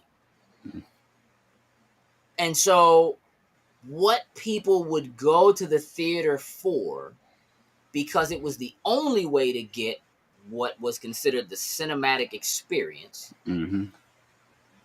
where you can have somebody like Martin Scorsese saying, this is cinema and this is not cinema. Well, what's theater versus cinema? Because we don't have cinemas anymore. We have movie theaters, right? And what's the difference between what it means to go see a live play versus watching a movie? And go ahead. There was a question. Is there an intermission in Batman? No. It's 3 hours. No, it's just 3 hours. Just right. But it's a good 3 hours. In your cup. It's a good. Okay, so you're not sitting there like holding your privates, being like, "What do I have to go to? When did I go to the bathroom?" You drink a large soda. I had a large soda, but I drank it moderately throughout. Okay. So you knew ahead of time. Yeah. Because, I lived in Germany for a little while, and they had intermissions. I remember when I saw Aviator, Leonardo DiCaprio. I don't even actually care about Leonardo DiCaprio. Why am I referencing him so much? It just happened that way. Yeah, in Aviator, they have the velvet curtains close. And you have an intermission. I saw Annie in the theater, it was like that. I mean, there have been movies that have an intermission. Intermissions, though, are not for you. Please understand that. Intermissions are for the theater. Intermissions are designed so you will get out of your seat and you will go get snacks, because that's how they make money. That's and theaters don't make money on ticket sales unless it's a concert. Yes. They make their money in concessions, which is why the same snacks in a theater are 90% more expensive. This is my pessimist coming out. I think in the long run, theaters are going to become obsolete, just like storefronts are going to be obsolete. Everyone who is forced to be boots on the ground in a store, in an office, wherever, in a building, when we're old and gray, it's going to be obsolete. Grandpa, can you tell us what it was like to work in an actual location? Right. That's what it's going to be like. And I think theaters are going in the same route. If they want some last hurrahs before, fine, I'll support them. If there are artists that I truly love that I want to support, sure. Or if I like my local theater because at least it's not it's not just a ground of rubble of no construction, fine. Yeah. I'm such a pessimist when it comes to that. I would like to see that there's some type of grand future where we're in some 3D ultra immersive situation where we're in the movie. I would love to think that that's the future. I think that our homes are the future because nobody wants to travel. It's not safe to travel, whether you're war torn or pandemic torn. You're safe in your home. Yeah, I mean, I think at some point, I mean, again, I think movie theaters will. Here's the thing. There was a time, I'm positive, when people felt like movie theaters would put regular theaters where live performances and plays happen, will put them out of business. That's not what happened. That's not what happened. I think there will always be an audience who would love to gather to see something together. You know what I mean? All at once. Do I think that experience will change? Absolutely. There are plays that run for years, right? And then there are ones that run, this is a special, or it travels, you know what I mean? From state to state or, whatever it is, right? And it could be that big blockbuster movies do 2 weekends. 4th of July will probably always be when the biggest movie of the year comes out. It'll probably be 4th of July, Christmas. That's it. Yeah. Maybe Labor Day, right? There'll be something big that happens that weekend and people will go because they're getting together anyway and they'll watch it. And it'll be that weekend and then everything will drop off. And everything else will be relegated to VR or to watching in your home, to streaming it. May I ask? I might have asked last time. Do you have people at your work that you can talk about movies or comic books or games with? Yes. Yep, plenty of them. Yes, not really, but no. Well, you work from home. Yeah, but still, I talk to them on the phone all day, and most of them aren't into that stuff. Yeah, but you don't even like them. You don't want to talk to them anyway. Kind of true. Got it. I guarantee you, if one of them has some type of One Piece reference, y'all conversation start changing immediately. For about 3 minutes, then they'll be like, "I get off my phone." Yeah, see. I have in my Muggle workplace. I'll only say positive things, but one of the funniest memories was I thought I had heard either Lord of the Rings soundtrack or Harry Potter soundtrack. It was coming from the adjoining room from the TV, but I thought it was in our office, and I went like that, and when they asked what was wrong, I said, I thought I heard the music from this, and they all turned and they're like, "It's not real, you know that, right?" So that has been my experience in the corporate world as a woman. I do not have people in these offices. I've worked in so many different places, and nobody cares. And I don't have peers to talk about that. So there's no appeal for me to go and see a movie. There's nobody to talk to, even if I did. And if I did, and I want to talk about it, I'll be ridiculed. So there's that. There's that, right, which I wish that were different. But oh God, you guys just reminded me of something. You keep going. You just reminded me of something. I can imagine. Matt said live theater is very different. Is a very different experience than the movies. I don't think live theater is going away. You're right. What I'm saying is that there was a time when movie theaters started to become a thing. When cinema started to become a thing, there were people saying this is going to destroy live theater. Actual theaters are going to go away, and people won't go there anymore because they can get this spectacle on screen, and because you can do things in a movie you can't do live, right? Oh, yes. I know I was going to ask you. You're right, Greg. You can always talk to Loading Snacks. Yes. Did you watch Station 11? No, I don't know what that is. No.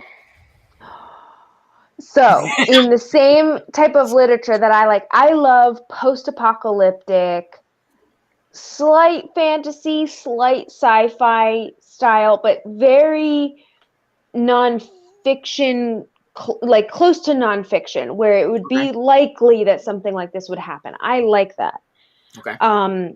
I think having lived through a few post-apocalyptic style scenarios in our lifetimes, in our generation, like, you're like, oh, tell me a story, please, where I could survive this. So Station 11 recently was adapted over to a TV show, I believe on Hulu. I'm not sure. Jokes, look it up real quick. Let's see. That's what the online community is for. I know, but in real life, you kind of want to talk to people about that, Zaina. Anyway, Station 11. HBO Max. The premise is that after HBO Max, okay. After this post-apocalyptic event, it's a pandemic. The one thing from the arts that survives, because people don't even believe that there were smartphones. They don't even believe you could look something up on the internet. They don't understand the internet or messaging people. The one thing that does survive from the arts is a traveling theater company. So they have it's almost like a traveling circus.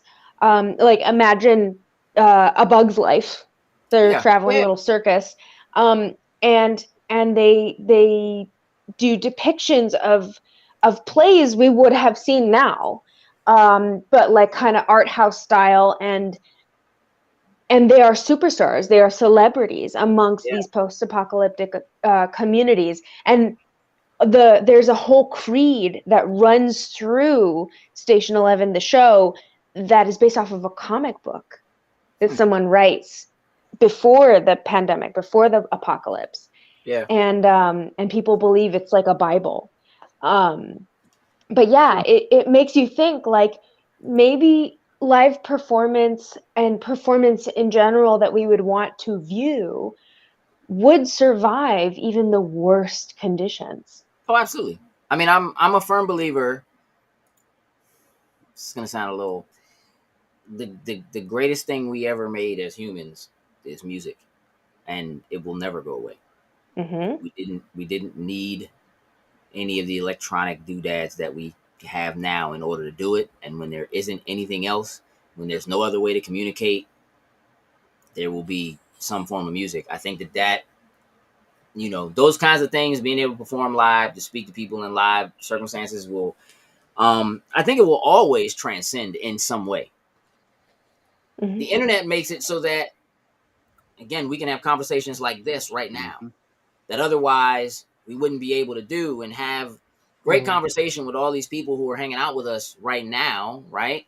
As a part of the community, and sharing their thoughts and their ideas and their feelings, with us here. That's, in a lot of ways what the theater going experience is like. It's not like you're there necessarily talking about it as it's happening. But when something major happens in the theater and you're all tuned in and everybody gasps at the same time and everybody jumps at the same time, you feel like you're Infinity War and Endgame. I think that stuck with people.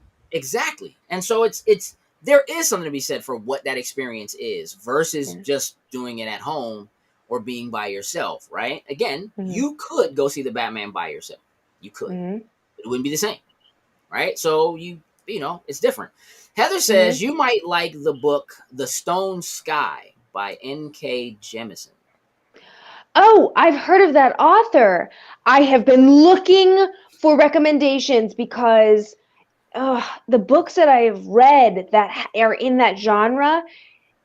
Do you ever watch a show or a movie or read a book or listen to a podcast, whatever it may be, and you start to get the shakes after it's over because you're like, I need my fix, man. I need the same thing. That's jokes every night after wrestling. It's called anime. I get that way. After I consume a thing that I love so much that it might have been a wild ride, like I wasn't into it at first and now I am, I'm like, I gotta get my fix, man. Where's the next thing? So yeah, The Stone Sky by N.K. Jemisin. I'll check it out. Please do. I'm writing it down right now. And Stone Sky.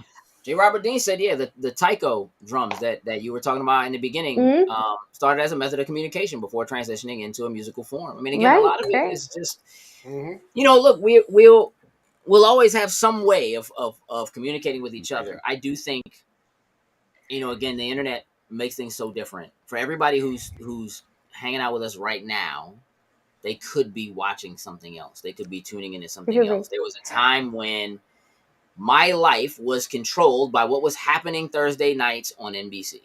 I had to watch the Cosby Show. I had to watch Cheers. That's what was going on. That's what it was. That's how it worked, right? Joke's life is controlled every day. It used to only be a couple days a week. Wrestling's on every night now. Every now. I mean, there's no control anymore. It's every night, right? Like, so we all would not have met if not for a live event of MagFest. Right. You're absolutely right. And again, true. Those live events allowed us to bring people together that love the things that we love, right? And so that's one of the things that's so special about conventions and getting together. Yeah. And so it's all right. I'll concede. You guys are right. Fine. Hey, look, there's a difference between.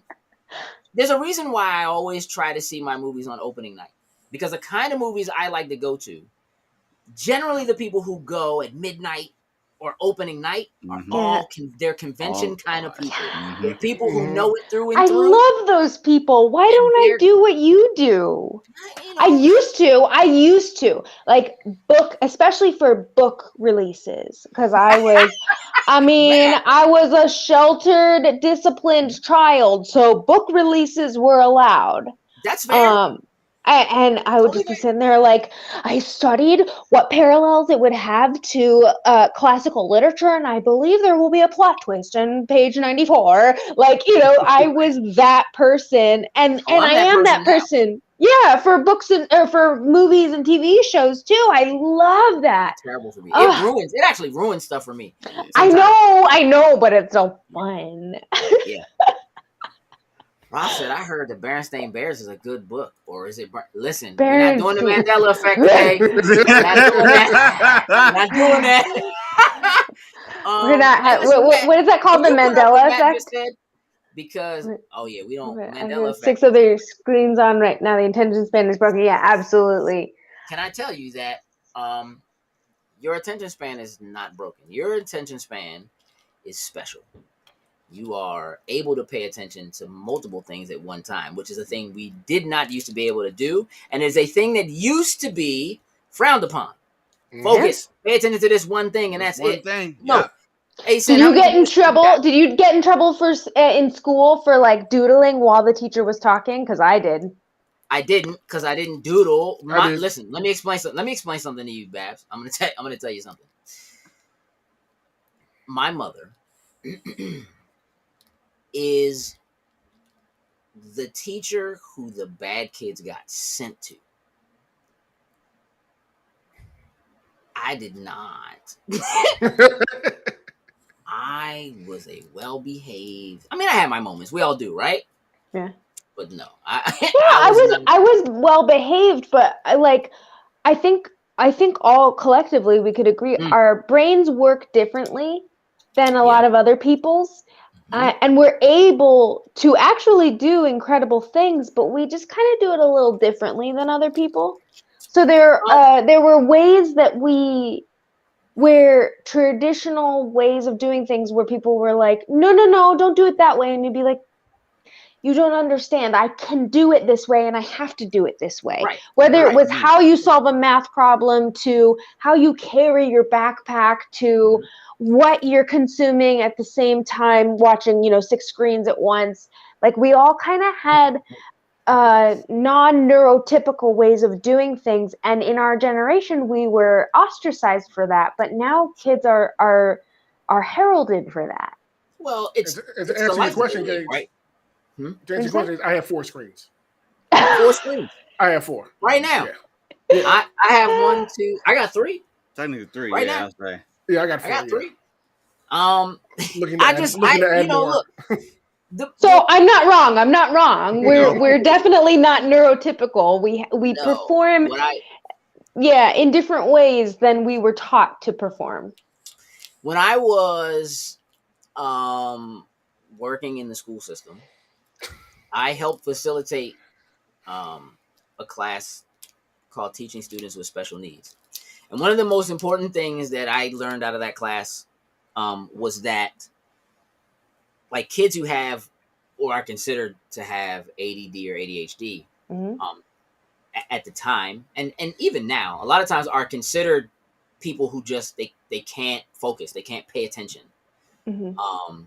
And the reality of it is, it's not that they can't pay attention; it's that they pay attention to everything. So, and then it they're may overwhelmed. seem like they're somewhere else, but their ability to absorb multiple things at one time tends to do things like make them great multitaskers. Make them, you know what I mean? Like, there are. It's all about the way that you view those things as you. We as we ingest all of what's happening now. You know what I mean? Like. I have a core memory. I have a core memory in high school of being. I was a good student, and I genuinely loved school and learning. 2 straps, Rob. I'm a one strapper because my hips were off as a first child of 5. I would have a baby. Carrying. I would hold a baby on this side and hold a backpack on this side, so it was equal. Got you. I swap between the two, so depending on what I'm doing. I got you. But I have a core memory in high school of this history teacher just not liking me from the get-go. She didn't get to know me or anything. I was a good student, and I'd sit at the front of the class, so she saw exactly what I was doing. I was going like this. And I was doodling while she was talking. And she's talking about very interesting things, and I was retaining all of it, but she didn't know that. She saw me doodling. So for all she knew, I didn't give a rat's ass what she was talking about. Exactly. And she was very upset with me. And then she created an assignment. I remember she thought she was so fed up with me, she sent me to detention. I had never been to detention before, so I got lost on the way.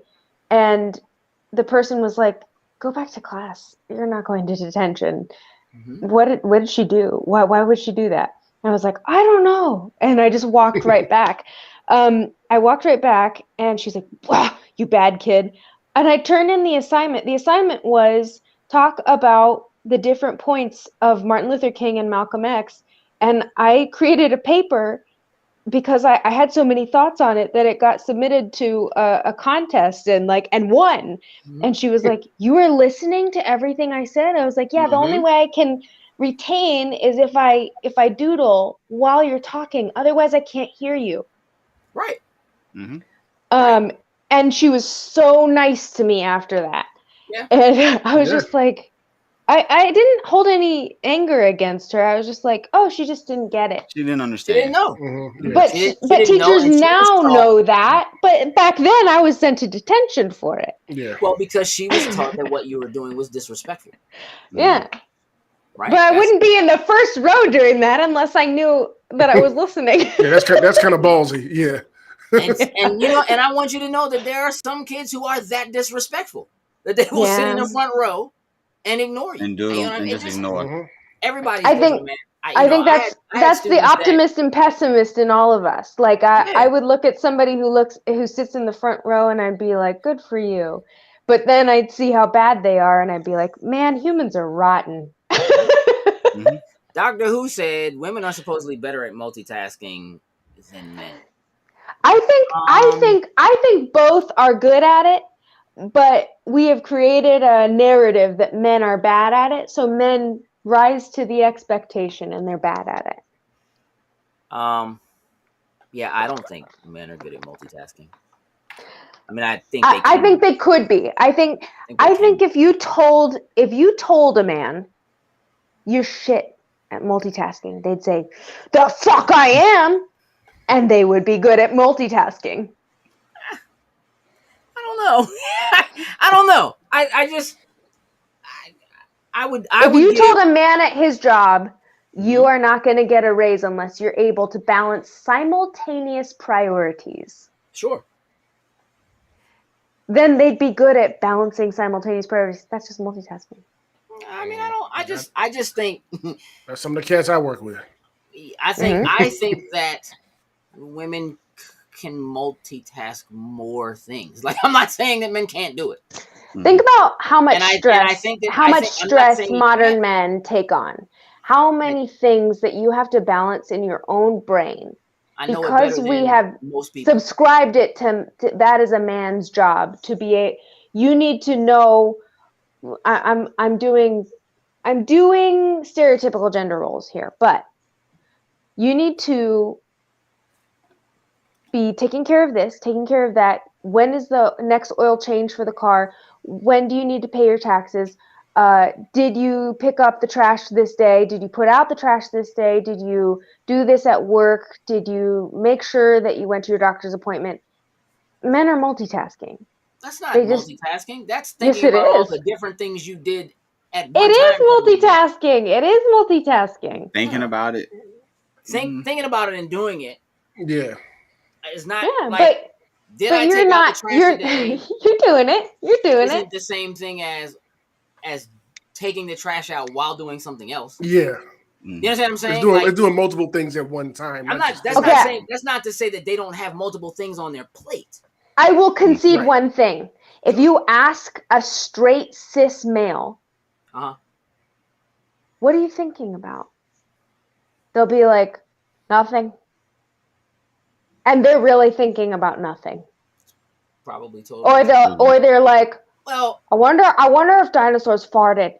Like, that's what straight cis males are thinking. Really dumb shit. But while they're taking the trash out. Because they're told that they can't tell you. Right. What's on there. This is a new narrative. This is a new narrative. I'm told they're thinking of nothing. I don't think that's ever true. There are some people. There are some this is recorded. This is recorded. I'm going to share this with the women. I don't think that's a real. I think that men, generally speaking, again, this is Women's History Month, but I think men, generally speaking, are taught not to tell you about the issues they have, the problems that are going on in their lives, the things that are a worry or a problem. I think that men are taught to put off that everything's good and nothing's wrong. Sure. Right? Because they're taught that they're supposed to be the flight attendant. You maintain the calm. Cool, and everything else around you is cool. And so they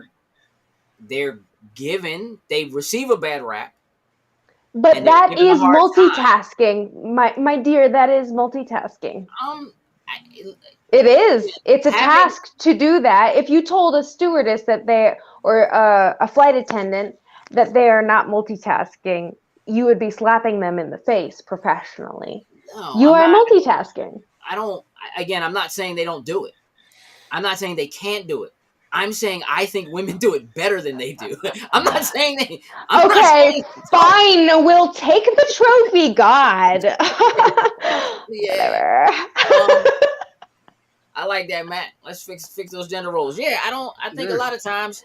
No, I mean, but like sometimes the things on women's minds are very serious, and they're things that we feel we can share. But sometimes the things we're thinking are. Do you think dinosaurs farted at some point? Like, I just want to know, because I feel like women aren't allowed to fart in front of their partners, but dinosaurs were allowed to. Like, would you love me if I still farted?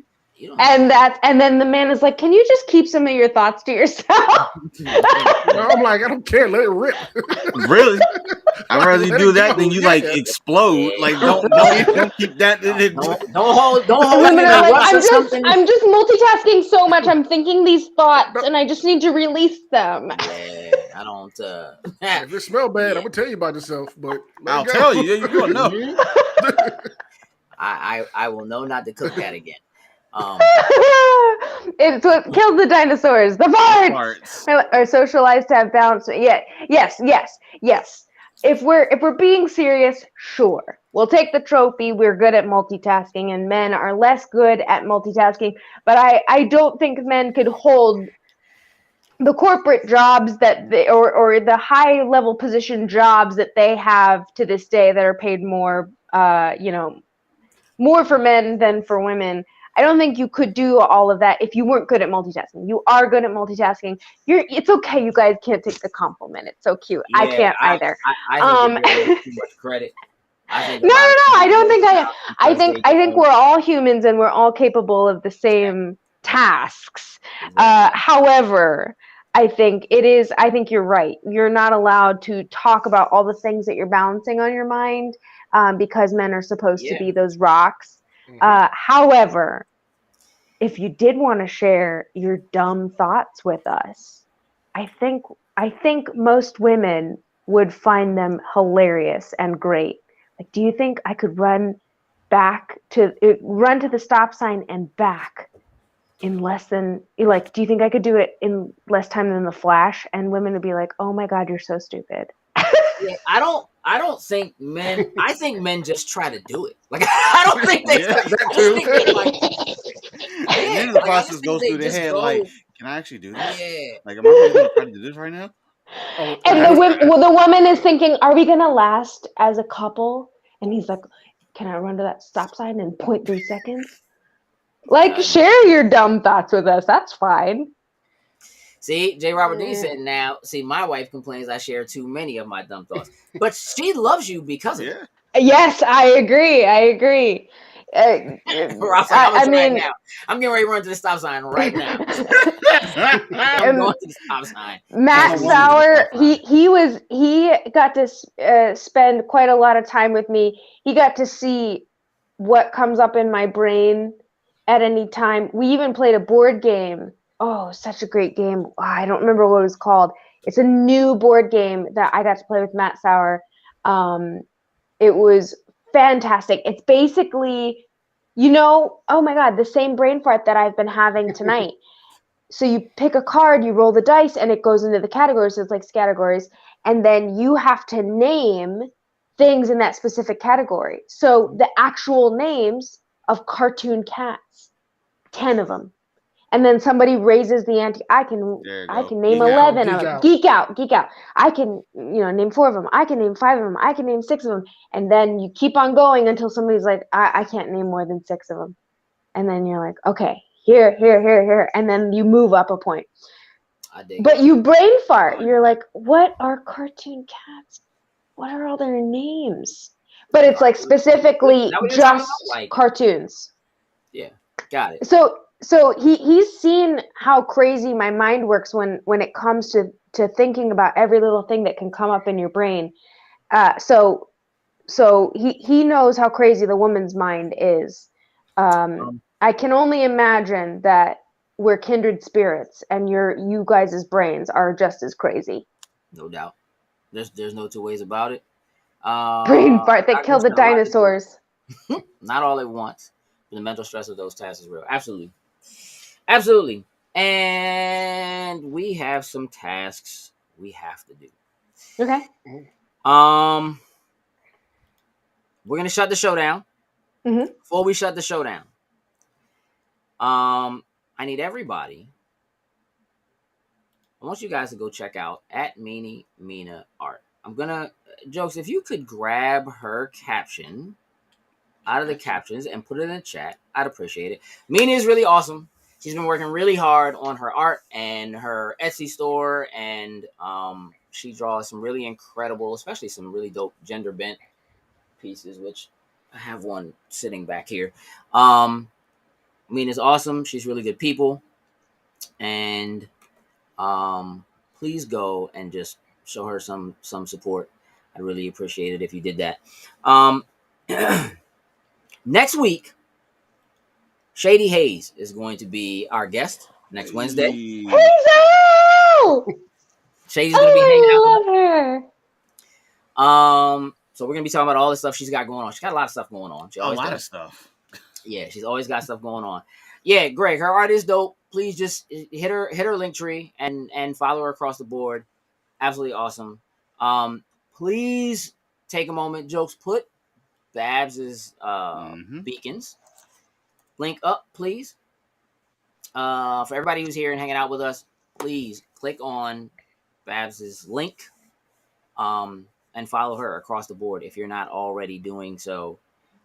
You can also, if you go to our beacons link, which we'll put up in a moment, Babs is there. We have a friends section there, and her beacons link is there. So if you go to ours, you'll be able to go and follow her there.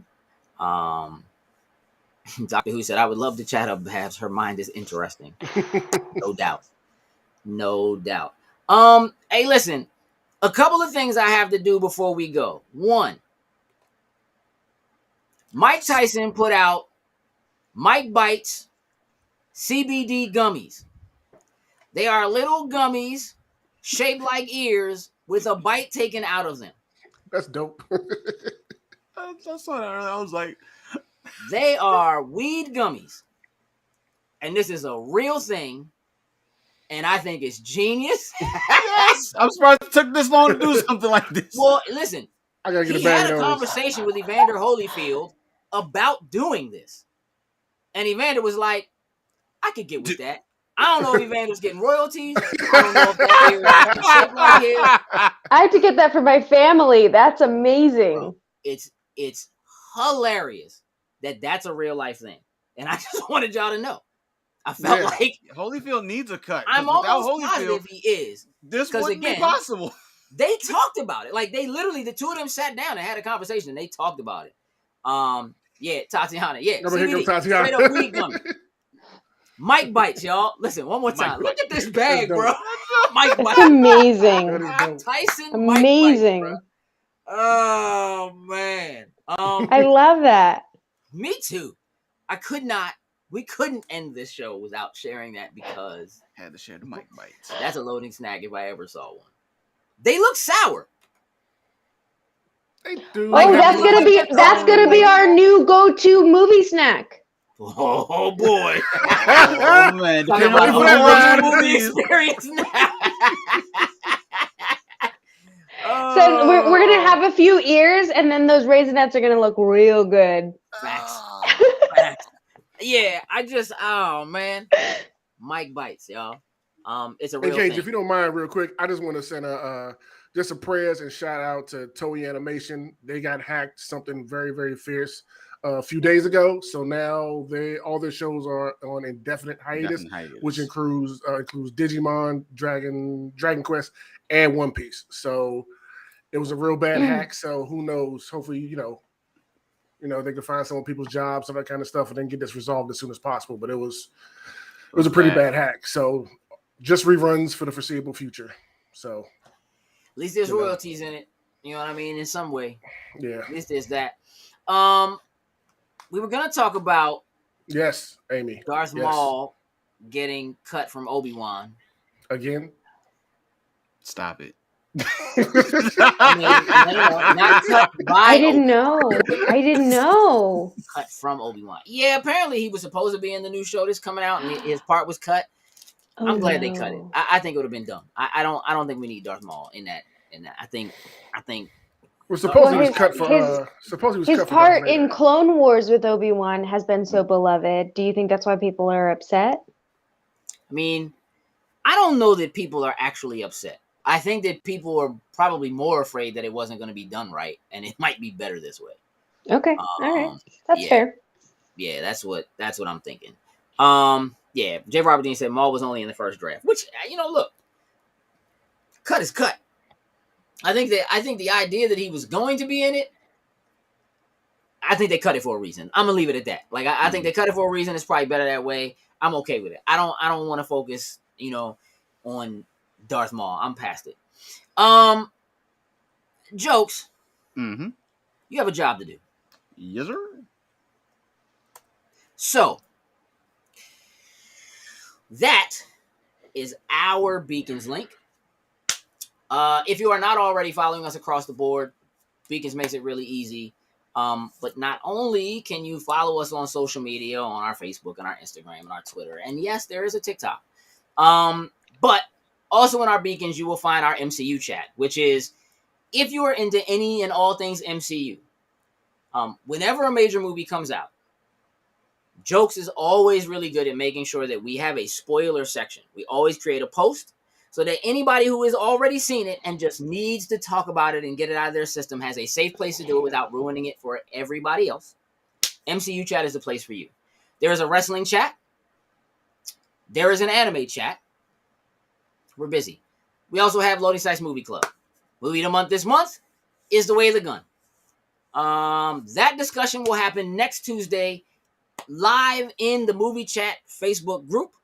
So if you're interested, by all means, jump in and join us there. We dig deep into cinematography and acting and music, score, all those kinds of things for about an hour. And then after that, we pull the audio and we post it as a podcast. So, Loading Sites Movie Club. So all of those things are there. Feel free to join us there. You can also go to our merch site and purchase merch, shirts, and that kind of thing. I asked last week about getting some good suggestions for places that we could do donations or do something where we could collect donations for Ukraine. So you guys feel free to let me know. Most of you have a way to contact me. I think we're going to do something for UNICEF. That's what's looking like the best place right now for us to collect and do something for. I am considering putting together. I've worked on a couple of ideas. It just hasn't. It's not quite there yet. But I think we're just gonna do a shirt with the Loading Sites logo or logos with the Ukraine colors, with the blue and yellow, and we'll sell them and donate all the proceeds. So if that sounds like something that you all be interested in participating in, feel free to let me know. You can tell us on our Patreon, tell us on Facebook, shoot me a DM. But by all means, let us know. I do feel the need to get involved in another way. We may not be doing anything this year for autism specifically in terms of collecting money, but we will be doing some things to try to push and raise some awareness. So look for that coming next month. 2 more weeks left in Women's History Month. So again, Shady's with us next week. And next week we'll tell you who's with us the following week. Listen, Babs, I want to thank you for hanging out with us, for joining us. It's been a long show. Everybody in the comments has been really, really great. So here's what I need you all to do. If you look at the chat, you will see that there are people following on Facebook and people on YouTube and people on Twitch and people on Twitter. And most of these folks are artists or cosplayers or writers, authors. Please follow each other. We are building a community here. So please, everyone go and follow each other. We definitely would love to see that happening. J. Robert Deans is asking us to ask you to possibly come join us at LockCon. I will tell you about that as soon as we lock the show down. It's in May. It's May 22nd. So I'll let you know what that is in a moment. So yes, please go and follow one another. We greatly appreciate it if you did that. Sin, you have a job to do. Yes, so let's shout out our top tier patrons, starting with Anthony Cunningham, Marcus Houston, Susan Dorch, and Tyrone Carson. Thank you very much. We truly, truly appreciate it. We do. We're going to shut it down. Jokes, what am I supposed to say? Hey, you got your line. Go for it. Just because you have a well thought out plan doesn't mean it's a good idea. With that, we're out. Tools and lose.